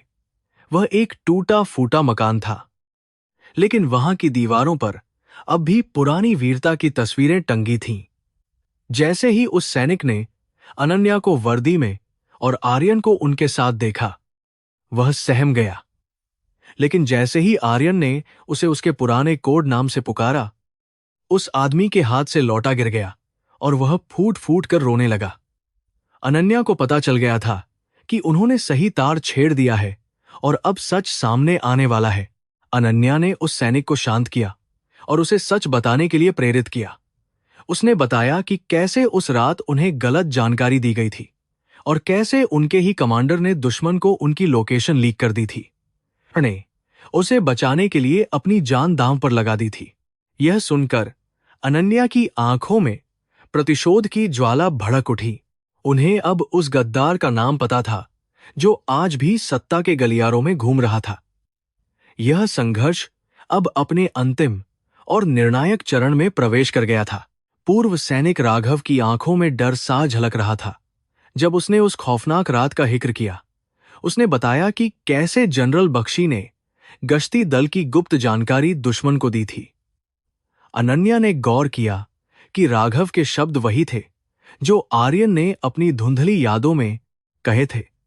इस गवाही ने उस पुराने जख्म को फिर से हरा कर दिया जिसे अनन्या ने समय की धूल में कहीं दफन कर दिया था।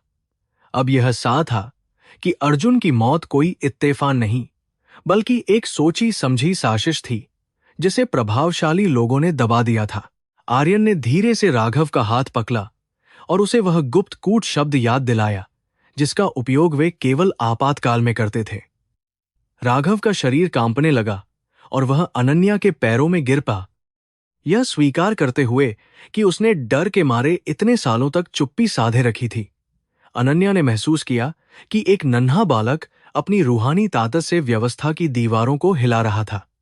कमरे की हवा में एक भारी सन्नाटा पसर गया था, जहां न्याय की गुहार और 20 साल पुरानी चीखें एक साथ सुनाई दे रही थीं। सत्य अब सामने आ चुका था। एक वरिष्ठ पुलिस अधिकारी के रूप में अनन्या जानती थी कि अदालत में पुनर्जन्म और यादों को सबूत के तौर पर पेश करना लगभग नामुमकिन था। उन्हें ठोस दस्तावेजों और फॉरेंसिक सबूतों की जरूरत थी जो राघव के बयानों की पुष्टि कर सके। उन्होंने तुरंत अपने अभिनय और बाकी के सबूत को और बाकी के साथ खुफिया नेटवर्क को सक्रिय किया और पुराने सैन्य अभिलेखागारों से उन फाइलों को खोजने का निर्देश दिया जिन्हें शायद नष्ट करने की कोशिश की गई होगी। अनन्या की आंखों में अब एक नई चमक थी, जो न केवल प्रतिशोध की थी बल्कि उस पवित्र न्याय की थी जो वे अर्जुन को दिलाना चाहती थीं। जब वे वापस लौट रहे थे, अनन्या के फोन पर एक प्रभावशाली मंत्री का फोन आया, जिसने उन्हें इस मामले को तुरंत बंद करने की चेतावनी दी। उनके करियर को बर्बाद करने और जेल भेजने की धमकियां दी गईं। लेकिन अनन्या का इरादा अब फौलादी हो चुका था। उन्होंने महसूस किया कि भ्रष्टाचार की जजें बहुत गहरी हैं और यह लाई केवल एक व्यक्ति के खिलाफ नहीं बल्कि पूरी दूषित व्यवस्था के खिलाफ है। आर्यन ने उनकी ओर देखा और मुस्कुराते हुए कहा कि जब कर्म का न्याय शुरू होता है तो कोई भी सिंहासन उसे रोक नहीं सकता। रास्ते में अनन्या ने आर्यन को अर्जुन के पैतृक घर ले जाने का कठिन निर्णय लिया, जहां अर्जुन की वृद्ध माता अपनी अंतिम सांसें गिन रही थी। वह घर अब एक उदास खंडहर जैसा लग रहा था, जहां केवल विरह की खुशबू बाकी थी। जब आर्यन ने घर की दहली पर कदम रखा तो उसकी चाल में एक अजीब सी लाछक आ गई, जैसे वह अपने ही घर में वापस आया हो। गांव के लोग कौतूहल और आशंका के साथ उन्हें देख रहे थे, क्योंकि एक विधवा और एक बालक का यह संगम समाज के लिए अद्भुत था। कमरे के भीतर धुंधली रोशनी में अर्जुन की मां बिस्तर पर लेटी थी। आर्यन धीरे धीरे उनके पास गया और बहुत ही कोमलता से उनके पांव छुए, बिल्कुल उसी तरह जैसे अर्जुन युद्ध पर जाने से पहले करता था। उसने मां के कान में वही लोरी गुनगुनानी शुरू की जो वे उसे बचपन में सुनाती थीं। वृद्ध महिला की आंखों में अचानक एक ज्योति जगी और उन्होंने कांपते हाथों से आर्यन का चेहरा थाम लिया। उस एक और एक ज्योति जगी पल में न कोई तर्क था, न कोई कानून, केवल एक मां का अपने खोए हुए बेटे से मिलन था। वहां मौजूद हर शख्स की आंखें नम थीं जब उन्होंने उस दृश्य को देखा। अनन्या ने महसूस किया कि पुनर्जन्म केवल एक धार्मिक अवधारणा नहीं है, बल्कि यह उन रिश्तों की निरंतरता है जिन्हें मौत भी नहीं मिटा सकती। अर्जुन की मां ने आर्यन को अपने सीने से लगा लिया और फफक फफक कर रो पीन, जैसे उनके 20 साल का इंतजार आज एक पल में खत्म हो गया हो। आर्यन ने उन्हें आश्वासन दिया कि वह वापस आ गया है और अब कोई भी उन्हें अलग नहीं कर पाएगा। यह दृश्य मानवीय भावनाओं की पराकाष्ठा का एक जीवंत उदाहरण था। तभी अर्जुन के भाई भाभी वहां पहुंच गए, जिन्होंने इस पूरे प्रकरण को संपत्ति हपने की एक चाल करार दिया। उन्होंने अनन्या पर आरोप लगाया कि वह एक फर्जी बच्चे का सहारा लेकर उनके परिवार को बदनाम कर रही है। सामाजिक दबाव और लालच ने रिश्तों की कावाहट को और बढ़ा दिया था। अनन्या ने शांति से उनकी बातें सुनी और अपनी पुलिसिया गरिमा बनाए रखी, लेकिन उनका मन उन लोगों की संकीर्ण सोच पर दुखी था। आर्यन ने अपनी बड़ी आंखों से उन्हें देखा और शांति से कहा कि उसे कुछ नहीं चाहिए, बस अपनी मां की सेवा करनी है। अगले कुछ दिनों तक अनन्या ने उस गांव को ही अपना मुख्यालय बना लिया। उन्होंने पुराने कुओं और गुप्त तहखानों की तलाशी ली, जहां राघव ने सबूत छिपाने की बात कही थी। उन्हें एक जंग लगी हुई लोहे की पेटी मिली, जिसमें उस रात के रसद और कुछ गोपनीय संदेशों की प्रतियां थीं। यह वह महत्वपूर्ण कैजी थी जो सीधे तौर पर जनरल बख्शी को गद्दारी के कटघरे में खड़ा करती थी। अनन्या को समझ आ गया था कि अब उनके पास इतना बारूद है कि वे पूरे सिस्टम को हिला सकती हैं। संघर्ष अब सड़कों से शुरू होकर अदालत तक जाने वाला था। गांव की पंचायत ने इस मामले पर चर्चा करने के लिए एक विशेष सभा बुलाई। भारत के ग्रामीण समाज में जहां धर्म और परंपरा का बोलबाला है, वहां आर्यन को अर्जुन का अवतार माना जाने लगा था। अनन्या के सामने चुनौती यह थी कि वे इस धार्मिक विश्वास को कानून के तर्क के साथ कैसे जोड़ें। उन्होंने महसूस किया कि भारतीय संस्कृति में आत्मा का सफर और न्याय का संकल्प एक दूसरे के पूरक हैं। उन्होंने सभा को संबोधित करते हुए कहा कि वे केवल सत्य की खोज में हैं और उन्हें हर किसी के सहयोग की अपेक्षा है। इस बीच दिल्ली में बैठे जनरल बख्शी को इन गतिविधियों की भनक लग गई थी। उन्होंने अनन्या को सस्पेंड करने के आदेश जारी करवा दिए और उन पर पद के दुरुपयोग का आरोप लगाया। अनन्या के घर के बाहर पुलिस की गश्त बढ़ा दी गई और उन्हें एक तरह से नरबंद कर दिया गया, लेकिन उन्होंने हार नहीं मानी। उन्होंने अपने विश्वसनीय मित्रों की मदद से सारे दस्तावेज सुरक्षित स्थान पर पहुंचा दिए थे। उन्हें पता था कि अंधेरा चाहे कितना भी गहरा क्यों न हो, सत्य की एक किरण उसे चीरने के लिए काफी होती है। आर्यन के लिए यह सब बहुत तनावपूर्ण था। एक 8 साल के बच्चे के शरीर में एक अनुभवी सैनिक की यादें उसे मानसिक रूप से थका रही थीं। वह अक्सर सिरदर्द की शिकायत करता और उसे पुराने युद्धों के भयानक सपने आते थे। अनन्या ने एक मनोवैज्ञानिक की सलाह ली, जिसने बताया कि यह मामला चिकित्सकीय समझ से बाहर है। अनन्या ने आर्यन को ध्यान और योग की शरण में ले जाने का निश्चय किया ताकि वह अपने भीतर के इस मानसिक द्वंद्व को शांत कर सके। यह उसकी रूहानी यात्रा का एक अनिवार्य हिस्सा बन गया था। मीडिया में अब अनन्या के चरित्र पर कीछालना शुरू कर दिया गया था। कुछ चैनलों ने इसे एक संस्कारी महिला अधिकारी का पतन बताया। अनन्या ने इन सब बाधाओं को अपनी प्रेरणा बनाया। उन्होंने तय किया कि वे एक प्रेस कॉन्फ्रेंस करेंगी और पूरी दुनिया को 4 बाधाओं की माथा सच बताएंगी। उन्होंने महसूस किया कि जब आप सच की राह पर चलते हैं तो पूरी कायनात आपका साथ देने लगती है। आर्यन ने उनका हाथ पक्काकर कहा, वंदना, तुम अकेले नहीं हो।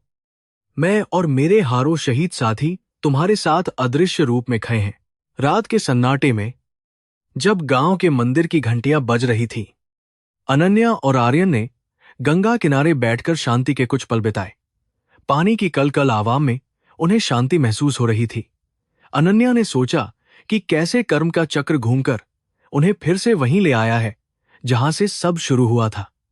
उन्होंने अर्जुन से वादा किया कि वे उसे न्याय दिलाकर ही दम लेंगी, चाहे इसके लिए उन्हें अपनी वर्दी ही क्यों न गंवानी पड़े। यह उनके बीच का वह मौन संवाद था जिसे शब्दों की जरूरत नहीं थी। अनन्या ने राघव को सुरक्षित स्थान पर भेज दिया और उसे गवाही के लिए तैयार किया। उन्होंने कानून की उन बारीकियों का अध्ययन किया जहां एक बच्चे की गवाही को असाधारण परिस्थितियों में स्वीकार किया जा सकता था। वे जानती थीं कि यह एक ऐतिहासिक मुकदमा होने वाला था जो कानून की किताबों को बदल देगा। उनकी टीम के वकीलों ने इसे दैवीय न्याय बनाम मानवीय कानून का मामला बताया। अनन्या की तैयारी अब पूरी थी। बस सही समय का इंतजार था जब वे अपना पहला प्रहार कर सकें। गांव का जीवन अपनी गति से चल रहा था। जहां लोग गायों को चराते और खेतों में काम करते हुए इस घटना पर चर्चा करते थे, हर कोई चाहता था कि शहीद अर्जुन को इंसाफ मिले। कर्म के प्रति यह सामूहिक चेतना अनन्या को शक्ति प्रदान कर रही थी।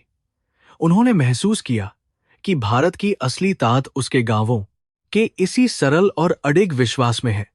उन्होंने गांव की मिट्टी को अपने माथे से लगाया और महसूस किया कि यह लड़ाई अब केवल उनकी नहीं, बल्कि उस माटी की भी है जिसने अर्जुन को जन्म दिया था। अचानक एक रात अनन्या के ठिकाने पर हमला हुआ।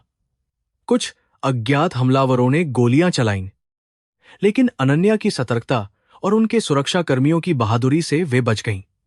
आर्यन इस हमले से बिल्कुल नहीं डरा, बल्कि उसने हमलावरों की दिशा और उनके हथियारों के बारे में ऐसी जानकारी दी जो केवल एक प्रशिक्षित सैनिक को पता हो सकती थी। इस घटना ने एक बार फिर साबित कर दिया कि आर्यन के भीतर अब भी वही योद्धा हिंदा है। अनन्या ने तुरंत जवाबी कार्रवाई की ओर हमलावरों में से एक को हिंदा पक लिया। पकड़े गए हमलावर ने कबूल किया कि उसे जनरल बख्शी के आदमियों ने भेजा था। अनन्या ने इस बयान को रिकॉर्ड किया और इसे एक शक्तिशाली वीडियो के रूप में सोशल मीडिया पर डाल दिया। कुछ ही घंटों में यह वीडियो वायरल हो गया और पूरे देश में गुस्से की लहर दौड़ गई। सरकार पर दबाव बढ़ गया और जनरल बख्शी के खिलाफ जांच के आदेश देने पड़े। अनन्या की यह पहली बड़ी जीत थी जिसने दुश्मनों के खेमे में हकंप मचा दिया। सच की आवाज अब और बुलंद हो रही थी। पंडित जी ने मंदिर में आरती के बाद अनन्या को आशीर्वाद देते हुए कहा कि यह सब ऊपर वाले की योजना है। उन्होंने बताया कि जब अन्याय बन जाता है तो कुदरत खुद अपना रास्ता बनाती है। अनन्या ने महसूस किया कि वे केवल एक माध्यम है। उन्होंने आर्यन की ओर देखा जो अब शांति से सो रहा था। उसकी मासूमियत और उसके भीतर छिपी वीरता का यह संतुलन उन्हें अचंभित कर देता था। वे समझ गईं कि यह यात्रा अब अपने अंत के करीब है, जहां जीत केवल सत्य की ही होगी। अनन्या ने दिल्ली कूच करने का फैसला किया, जहां उन्हें मुख्य सैन्य न्यायालय में अपनी रिपोर्ट पेश करनी थी। उन्होंने आर्यन और राघव को अपनी कड़ी सुरक्षा में लिया। उन्हें पता था कि दिल्ली की गलियों में दुश्मन और भी खतरनाक होंगे। उन्होंने अपनी डायरी के आखिरी पन्नों में लिखा कि यदि उन्हें कुछ हो भी जाए तो यह लड़ाई रुकनी नहीं चाहिए। आर्यन ने उनकी ओर देखा और अपना छोटा हाथ उनके हाथ पर रखकर कहा, वंदना, हम साथ चलेंगे और साथ जीतेंगे। उनकी आंखों में अटूट संकल्प था। गांव की सीमा छोड़ते समय अनन्या ने मुहकर उस मिट्टी को देखा जिसने उन्हें एक नई पहचान दी थी। वे अब केवल एक आईपीएस अधिकारी नहीं थी, बल्कि सत्य और प्रेम की मशाल वाहक थीं।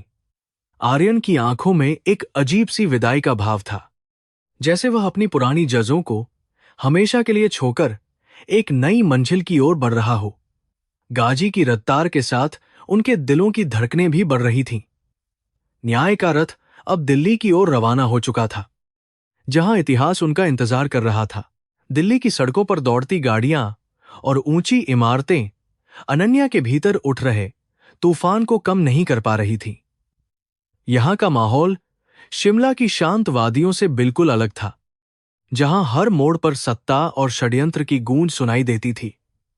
अनन्या जानती थी कि जनरल बख्शी के खिलाफ लड़ना आग से खेलने जैसा है, लेकिन उनकी आंखों में अर्जुन को न्याय दिलाने का जो जुनून था, वह किसी भी डर से बड़ा था। आर्यन उनके बगल में बैठा हुआ शांत था, जैसे वह आने वाली परीक्षा के लिए खुद को तैयार कर रहा हो।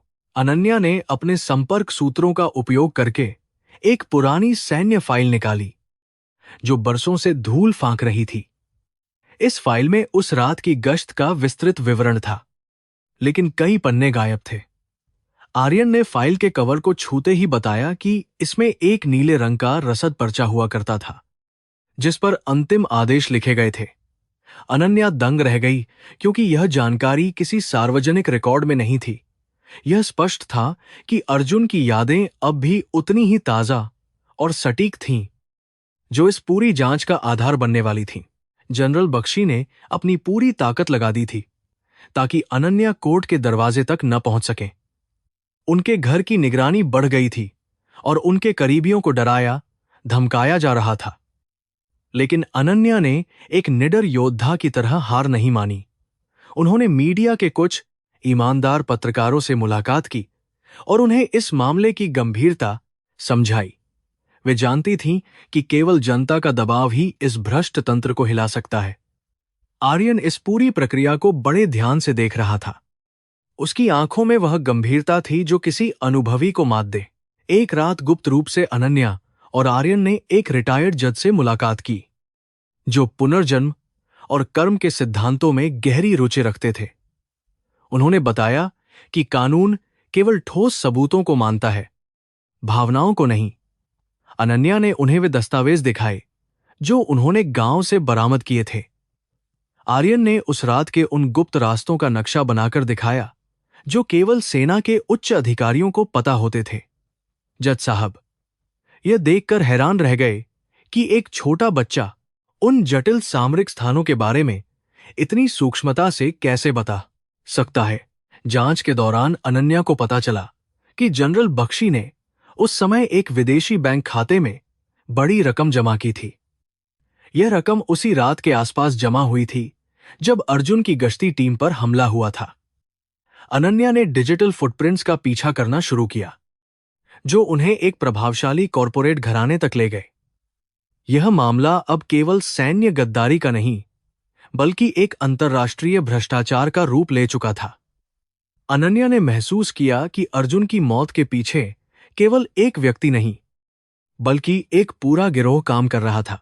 आर्यन की सेहत पर अब इन सब पुरानी यादों का बोझ दिखने लगा था। उसके छोटे से शरीर के लिए 20 साल पुराने दर्द और तनाव को झेलना मुश्किल हो रहा था। उसे बार बार तेज बुखार आता और वह बेहोशी में अर्जुन के अंतिम क्षणों को चिल्लाकर बताता था। अनन्या उसके पास बैठकर उसका हाथ थाम लेती और उसे शांत करने की कोशिश करती थी। उन्हें डर लग रहा था कि कहीं सच पाने की इस चाहत में वे इस मासूम बच्चे की जान न जोखिम में डाल दें। यह अनन्या के लिए एक परीक्षा की घड़ी थी। सैन्य न्यायालय में सुनवाई का दिन आ गया। अनन्या ने अपनी पूरी वर्दी पहनी जो उनकी निष्ठा और बहादुरी का प्रतीक थी। जब वे कोर्ट रूम में दाखिल हुईं तो हर तरफ सन्नाटा छा गया। जनरल बख्शी अपने वकीलों की फौज के साथ घमंड में बैठे थे। उन्हें यकीन था कि अनन्या के पास उनके खिलाफ कोई ठोस सबूत नहीं होगा, लेकिन जब अनन्या ने आर्यन का हाथ पकड़कर उसे गवाह के कटघरे में खड़ा किया तो पूरी अदालत में खलबली मच गई। जजों के चेहरे पर अविश्वास और कौतूहल का भाव साफ देखा जा सकता था।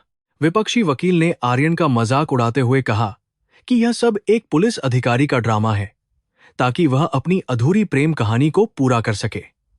अनन्या ने शांति से जवाब दिया कि वे यहां किसी कल्पना के आधार पर नहीं बल्कि उन तथ्यों के साथ आई हैं जो केवल एक प्रत्यक्षदर्शी ही बता सकता है। उन्होंने आर्यन को बोलने की अनुमति मांगी। आर्यन ने अपनी छोटी लेकिन बुलंद आवाज में उस रात की एक एक घटना का वर्णन करना शुरू किया। उसने जनरल बख्शी की उस निजी घड़ी के बारे में बताया जो वहीं गिरी थी। यह सुनकर जनरल बख्शी का चेहरा सफेद पड़ गया। वह घड़ी वाकई उस हमले के दौरान गायब हो गई थी और उन्होंने इसे गुप्त रखा था। आर्यन ने वह जगह भी बताई जहां वह घड़ी आज भी मिट्टी के नीचे दबी हुई थी। कोर्ट ने तुरंत एक टीम को उस स्थान पर खुदाई के लिए भेजा। कुछ ही घंटों में वह टूटी हुई घड़ी बरामद हो गई जिस पर बख्शी का नाम खुदा हुआ था। यह एक ऐसा भौतिक सबूत था जिसे कोई भी नकार नहीं सकता था। पूरी अदालत में सन्नाटा छा गया और अनन्या की आंखों में जीत के आंसू छलक आए। जनरल बख्शी ने अपना मानसिक संतुलन खो दिया और चिल्लाने लगे कि यह बच्चा शैतान है। लेकिन आर्यन ने उनकी आंखों में आंखें डालकर कहा, सर, गद्दारी की सजा मौत नहीं होती बल्कि पूरी उम्र उस अपराध के बोझ के साथ जीना होता है। मैं वापस आया हूं ताकि आप अपनी सजा पूरी कर सकें। उन शब्दों में ऐसी रूहानी ताकत थी कि हर कोई दंग रह गया। जजों ने महसूस किया कि यह मामला कानून की सीमाओं से परे जाकर न्याय के एक उच्च स्तर को छू रहा है। सच अब सूरज की तरह चमक रहा था। अदालत ने अंततः जनरल बख्शी को देशद्रोह और हत्या के आरोप में दोषी करार दिया। अर्जुन को मरणोपरांत वह सम्मान और पदक दिए गए जिसका वह असली हकदार था। अनन्या ने महसूस किया कि उनके जीवन का सबसे बड़ा मिशन पूरा हो गया है। उन्होंने अपनी वर्दी पर लगे उन सितारों की ओर देखा और अर्जुन की आत्मा को सलाम किया। मीडिया ने इसे सदी का सबसे बड़ा न्याय बताया, लेकिन अनन्या के लिए यह केवल एक केस की जीत नहीं थी, बल्कि यह उनके अटूट प्रेम और विश्वास की एक पवित्र और ऐतिहासिक विजय थी। फैसला सुनने के बाद अनन्या आर्यन को लेकर इंडिया गेट की ओर चली गईं। जहां शहीदों के नाम लिखे थे, वहां अर्जुन का नाम भी चमक रहा था।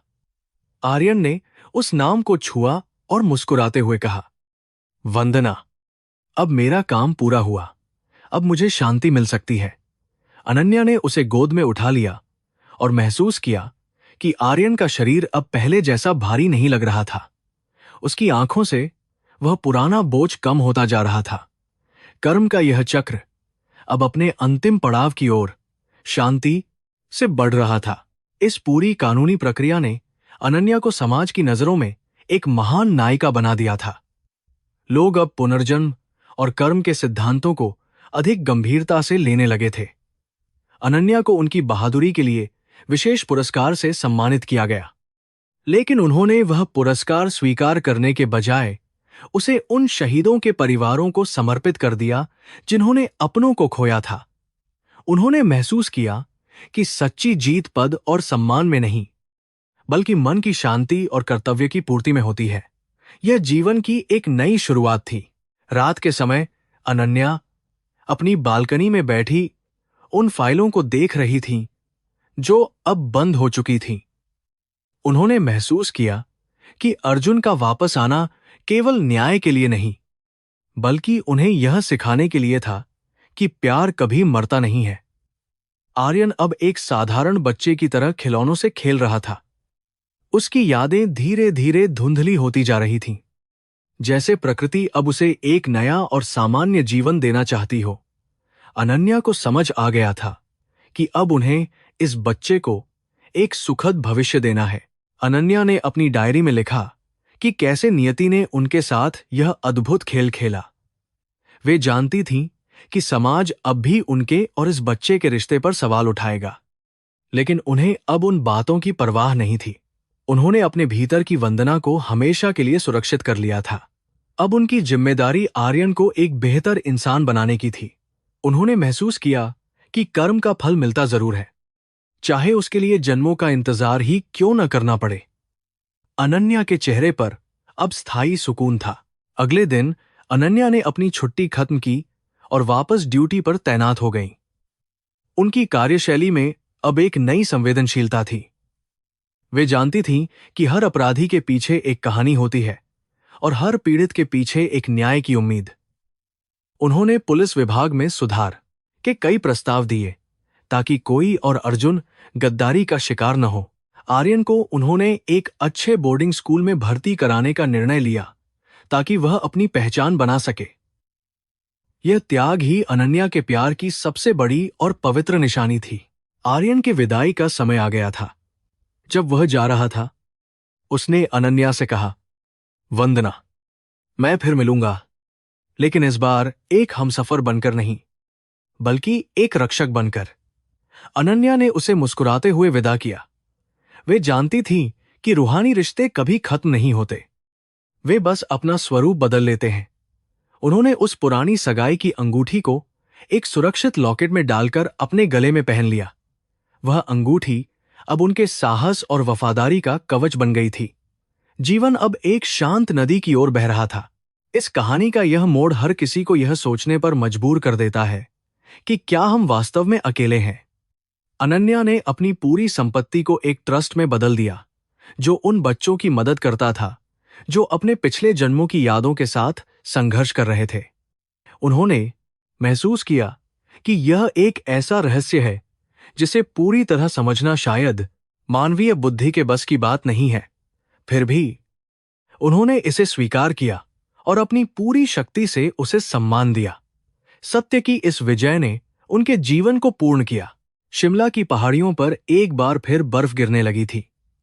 अनन्या उसी पुराने मंदिर में बैठी थी जहां सब शुरू हुआ था। उन्हें महसूस हुआ कि अर्जुन की रूह अब स्वतंत्र है और वह पहाड़ों की हवाओं में कहीं मुस्कुरा रही है। उन्होंने अपनी आंखें बंद कीं और उस शांति को महसूस किया जो केवल कर्मों की शुद्धि के बाद ही प्राप्त होती है। यह सफर कठिन था, लेकिन इसका हर एक पल अनन्या के लिए कीमती था। उन्होंने अपने भविष्य की ओर एक नया और बहुत मजबूत कदम आगे बढ़ाया। अचानक अनन्या के फोन पर एक मैसेज आया, जो आर्यन का था। उसने अपनी नई स्कूल की वर्दी में एक फोटो भेजी थी और नीचे लिखा था, मैं यहां भी प्रथम आया हूं, तुम्हारी यादों की प्रेरणा से। अनन्या की आंखों में खुशी के आंसू आ गए। वे समझ गईं कि अर्जुन का अंश अब इस बच्चे के रूप में खिल रहा है। यह कर्म की वह खूबसूरती थी जो विनाश के बाद सृजन लेकर आती है। अनन्या ने एक लंबी सांस ली और महसूस किया कि आज हवा में सचमुच एक नई खुशबू महक रही है। पूरी दुनिया अब इस मिसाल को याद करती थी कि कैसे एक आईपीएस अधिकारी ने काल के चक्र को चुनौती दी थी। यह कहानी लोक कथाओं का हिस्सा बन गई, जो प्रेम और न्याय की शक्ति को प्रमाणित करती थी। अन्या ने अपने जीवन के बचे हुए वर्षों को समाज की सेवा में समर्पित कर दिया, लेकिन उनके दिल के एक कोने में वह छोटा सा आर्यन और वह वीर अर्जुन हमेशा जिंदा रहे। प्यार की यह पराकाष्ठा ही इस जीवन का असली सार थी। अंततः न्याय की जीत हुई और अधूरी दास्तां पूरी हुई। जनरल बख्शी की सजा के बाद पूरे देश में एक शांति छा गई थी, जैसे कोई पुराना पाप धुल गया हो। अनन्या के सरकारी आवास पर सन्नाटा था, लेकिन यह सन्नाटा डरावना नहीं बल्कि संतोषजनक था। वे अपनी वर्दी उतारकर खिड़की के पास बैठी थीं। बाहर गिरती बारिश की बूंदों को देख रही थीं। उन्हें महसूस हुआ कि अर्जुन का मिशन पूरा हो गया है और अब न्याय का रथ रुक चुका है। उनके मन में अब कोई प्रतिशोध नहीं था, बस एक गहरा खालीपन था जो धीरे धीरे शांति में बदल रहा था। आर्यन के व्यवहार में बदलाव आने लगा था। अब वह उन भारी सैन्य शब्दों का प्रयोग नहीं करता था और न ही पुराने युद्धों की बात करता था। वह अब खिलौनों के साथ खेलता था और कार्टून देखता था। अनन्या ने गौर किया कि उसके चेहरे की वह पुरानी गंभीरता अब कम हो रही थी और उसकी जगह एक मासूम मुस्कान ले रही थी। यह देखकर अनन्या को खुशी भी हुई और थोड़ा दुख भी, क्योंकि वह जानती थी कि अर्जुन की आत्मा अब इस शरीर को पूरी तरह छोड़ रही है। यह प्रकृति का एक बहुत ही सुंदर और न्यायपूर्ण तरीका था। अनन्या ने डॉक्टर से बात की, जिन्होंने बताया कि जब किसी आत्मा का उद्देश्य पूरा हो जाता है तो पिछले जन्म की यादें धीरे धीरे धुंधली पड़ने लगती हैं। यह नियति का तरीका है ताकि वह जीव अपने वर्तमान जीवन में आगे बढ़ सके। अनन्या ने तय किया कि वे आर्यन को लेकर वाराणसी जाएंगी, जहां वे अर्जुन की आत्मा की शांति के लिए अंतिम संस्कार और पूजा करेंगी। उन्हें लगा कि गंगा के पवित्र तट पर ही इस कहानी का असली अंत होना चाहिए, जहां मोक्ष और शांति का अनंत वास होता है। वाराणसी की गलियों में सुबह की अजान और मंदिर की घंटियां एक साथ गूंज रही थीं। अनन्या और आर्यन मणिकर्णिका घाट की ओर बढ़ रहे थे, जहां जीवन और मृत्यु का अद्भुत संगम होता है। हवा में जलती हुई चिताओं का धुआं और चंदन की खुशबू घुली हुई थी। आर्यन ने अनन्या का हाथ कसकर पकड़ रखा था, जैसे उसे किसी अनजानी शक्ति का आभास हो रहा हो। अनन्या ने महसूस किया कि यह वही जगह है जहां अर्जुन की रूह को अंतिम विदा देनी है, ताकि वह फिर से जन्म के चक्र में न फंसे। पंडित जी ने मंत्रोच्चारण शुरू किया और अनन्या ने श्रद्धापूर्वक सभी अनुष्ठान पूरे किए। उन्होंने अर्जुन की पुरानी वर्दी और उन पदकों को गंगा की लहरों में प्रवाहित कर दिया, जो अब केवल यादें बन चुके थे। जैसे ही वह सामान पानी में समाया, आर्यन की आंखों में एक आखिरी बार वह पुरानी चमक दिखी। उसने बहुत ही धीमे स्वर में कहा, अलविदा वंदना, अब मैं स्वतंत्र हूं। अनन्या का दिल भर आया और उन्होंने अपने आंसुओं को गंगा की धारा में बह जाने दिया, क्योंकि आज एक प्रेमिका का विरह अंततः खत्म हो रहा था। उस क्षण के बाद आर्यन पूरी तरह से एक 8 साल का बच्चा बन गया। उसे अब वंदना नाम याद नहीं था और न ही वह अनन्या को अपनी पत्नी मानता था। वह उन्हें दीदी कहकर पुकारने लगा, जिससे अनन्या के दिल में एक मीठा दर्द उठा। उन्होंने महसूस किया कि अर्जुन चला गया है, लेकिन उसने आर्यन के रूप में एक नई जिम्मेदारी उनके पास छोड़ दी है। अनन्या ने उसे अपनी गोद में उठा लिया और गंगा की लहरों को देखते हुए मन ही मन एक नया संकल्प लिया कि वे उसे महान बनाएंगी। शाम की गंगा आरती का दृश्य अद्भुत था, जहां हजारों दिए पानी पर तैर रहे थे। अनन्या ने महसूस किया कि प्रेम कभी मरता नहीं है, वह बस अपना रूप बदल लेता है। कल तक जो प्रेम एक पत्नी का था, आज वह एक संरक्षक के निस्वार्थ वात्सल्य में बदल चुका था। कर्म का चक्र कितना विचित्र है कि जो व्यक्ति उनका सहारा बनने वाला था, आज वे उसकी ढाल बन गई थीं। उन्होंने महसूस किया कि सच्चा त्याग ही प्रेम की सबसे बड़ी उपलब्धि है। जहां आप प्रिय की खुशी के लिए उसे छोड़ देते हैं। वापस लौटते समय ट्रेन की खिड़की से बाहर देखते हुए अनन्या ने अपनी डायरी के आखिरी पन्ने भरे। उन्होंने लिखा कि जीवन एक निरंतर बहती नदी है, जिसमें हम केवल कुछ समय के लिए सहयात्री होते हैं। अर्जुन का पुनर्जन्म एक न्याय की पुकार थी, जिसने न केवल एक अपराधी को सजा दिलवाई, बल्कि एक अधूरी कहानी को सम्मानजनक अंत भी दिया। उन्होंने अपनी सगाई की अंगूठी को एक पवित्र धागे में पिरोकर गले में डाल लिया, जो अब उनके लिए एक गहना नहीं, बल्कि एक आत्मिक संबल बन चुका था। शिमला पहुंचकर अनन्या ने आर्यन के माता पिता को एक बड़ा घर और सम्मानजनक रोजगार दिलवाया। उन्होंने आर्यन की शिक्षा का सारा भार खुद उठाया और उसे शहर के सबसे अच्छे स्कूल में दाखिल कराया। आर्यन अब फुटबॉल खेलता था और गणित में होशियार था। अनन्या उसे हर हफ्ते मिलने जाती थी और वह दौड़कर उनके गले लग जाता था। यद्यपि वह पिछला रिश्ता खत्म हो चुका था, लेकिन उनके बीच का वह रूहानी बंधन अब और भी गहरा हो गया था, जो किसी भी सांसारिक परिभाषा से बहुत ऊपर और पवित्र था। समय बीतता गया और अनन्या की ख्याति एक न्यायप्रिय और दयालु अधिकारी के रूप में बढ़ती गई। उन्होंने कई अनाथालयों और पुनर्वास केंद्रों की स्थापना की, जहां वे उन लोगों की मदद करती थीं जिन्हें समाज ने छोड़ दिया था। वे अक्सर सोचती थीं कि अगर अर्जुन वापस न आया होता, तो वे शायद एक कठोर और शुष्क अधिकारी बनकर रह जाती। अर्जुन के उस छोटे से सफर ने उन्हें जीवन के प्रति एक नई दृष्टि दी थी, जहां करुणा और प्रेम ही सबसे बड़े हथियार थे। उनके चेहरे पर अब दिव्य शांति रहती थी। 10 साल बाद जब आर्यन एक युवक बन गया, उसने भी भारतीय सेना में भर्ती होने का फैसला किया। उसने अनन्या से कहा कि वह देश की सेवा करना चाहता है, बिल्कुल उसी तरह जैसे उसके सपनों का नायक करता था। अनन्या की आंखों में गर्व के आंसू आ गए, क्योंकि उन्हें लगा कि अर्जुन का अंश अब फिर से देश की रक्षा के लिए तैयार हो रहा है। उन्होंने उसे विदा करते समय वही तिलक लगाया जो उन्होंने बरसों पहले अर्जुन को लगाया था। यह परंपरा का वह धागा था जो पीढ़ियों को जोड़ता है। अनन्या अब सेवानिवृत्त हो चुकी थीं और उन्होंने अपना अधिकांश समय आध्यात्मिक साधना में बिताने का निर्णय लिया। वे शिमला की उन्हीं पहाड़ियों पर एक छोटे से आश्रम में रहती थीं, जहां से हिमालय की चोटियां साफ दिखाई देती थीं।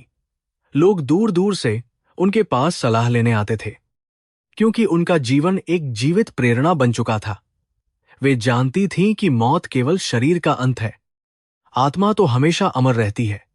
उन्होंने महसूस किया कि वे अब पूरी तरह से स्वतंत्र हैं और उनका मन गंगा की तरह शांत है। एक शाम जब वे ध्यान में बैठी थीं, उन्हें महसूस हुआ कि हवा में वही पुरानी खुशबू है जो अर्जुन के पास हुआ करती थी। उन्होंने अपनी आंखें खोलीं और देखा कि सामने एक मोर नाच रहा है।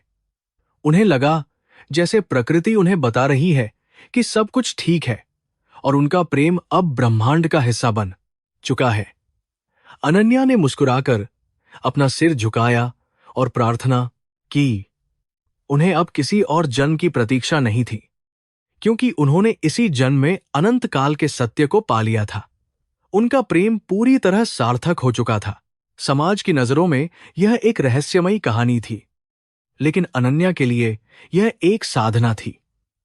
उन्होंने साबित कर दिया था कि न्याय केवल कोर्ट कचहरी में नहीं, बल्कि कर्मों के हिसाब में होता है।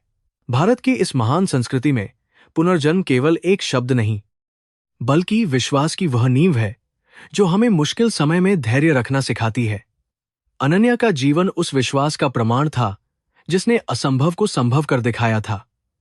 उन्होंने अपनी डायरी बंद कर दी और उसे एक पुराने संदूक में हमेशा के लिए सुरक्षित रख दिया। अंततः अनन्या ने अपनी आंखें मूंद लीं और एक गहरी शांति के साथ इस दुनिया से विदा ली। लोगों ने कहा कि उनके चेहरे पर एक ऐसी मुस्कान थी जैसे वे किसी बहुत ही प्रिय व्यक्ति से मिलने जा रही हों। उनकी अंतिम विदाई पर शहर के सभी लोग जमा हुए और आर्यन, जो अब एक वर्दीधारी अधिकारी था, ने उन्हें अंतिम सलामी दी। उनकी राख को भी गंगा में प्रवाहित किया गया, जहां वह अर्जुन की राख के साथ मिलकर एक हो गई। दो बिछड़ी हुई रूहें आखिरकार अपने गंतव्य तक शांतिपूर्वक पहुंच गई थीं। यह कहानी हमें सिखाती है कि मृत्यु कभी भी प्रेम का अंत नहीं कर सकती। कर्म के धागे इतने मजबूत होते हैं कि वे हमें समय के पार ले जा सकते हैं। अनन्या और अर्जुन की यह दास्तां आने वाली पीढ़ियों के लिए एक मिसाल बनी रहेगी कि कैसे सच्चाई और समर्पण के बल पर तकदीर को बदला जा सकता है। पहाड़ों की वादियों में आज भी उनकी यादें गूंजती हैं, और जब कभी कोई बच्चा अपनी पुरानी यादों की बात करता है तो लोग अनन्या शर्मा का नाम बड़े सम्मान के साथ याद करते हैं।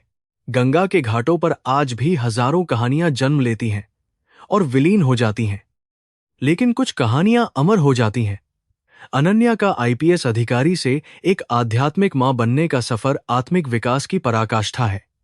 उन्होंने साबित किया कि कर्तव्य और भावना के बीच कोई विरोध नहीं है, बल्कि वे एक ही सिक्के के दो पहलू हैं। जब हम निस्वार्थ भाव से किसी की सेवा करते हैं तो ईश्वर स्वयं हमारे सहायक बन जाते हैं। उनकी आत्मा अब उन सितारों के बीच चमक रही है जो हर रात शिमला को आलोकित करते हैं। आर्यन ने बड़े होकर एक किताब लिखी जिसका शीर्षक था वंदना का न्याय। इस किताब में उसने उन सभी अनुभूतियों को दर्ज किया जो उसने बचपन में महसूस की थीं। वह किताब लाखों लोगों के लिए प्रेरणा का स्रोत बनी और उसने समाज की सोच में एक बड़ा बदलाव लाया। आर्यन ने अपनी पूरी जिंदगी अनन्या के आदर्शों पर चलते हुए बिताई। वह अक्सर उस पुराने स्कूल में जाता था जहां सब शुरू हुआ था, और वहां के बच्चों को सिखाता था कि सच के मार्ग पर चलना ही असली वीरता है। अंत में केवल शब्द रह जाते हैं और भावनाएं हवा में विलीन हो जाती हैं, लेकिन वह शांति जो अनन्या ने महसूस की थी वह आज भी उस कमरे में महसूस की जा सकती है जहां वे रहा करती थीं। प्यार का असली मकसद कब्जा करना नहीं, बल्कि मुक्त करना होता है। अनन्या ने अर्जुन को और खुद को उस पुरानी पीड़ा से मुक्त किया था।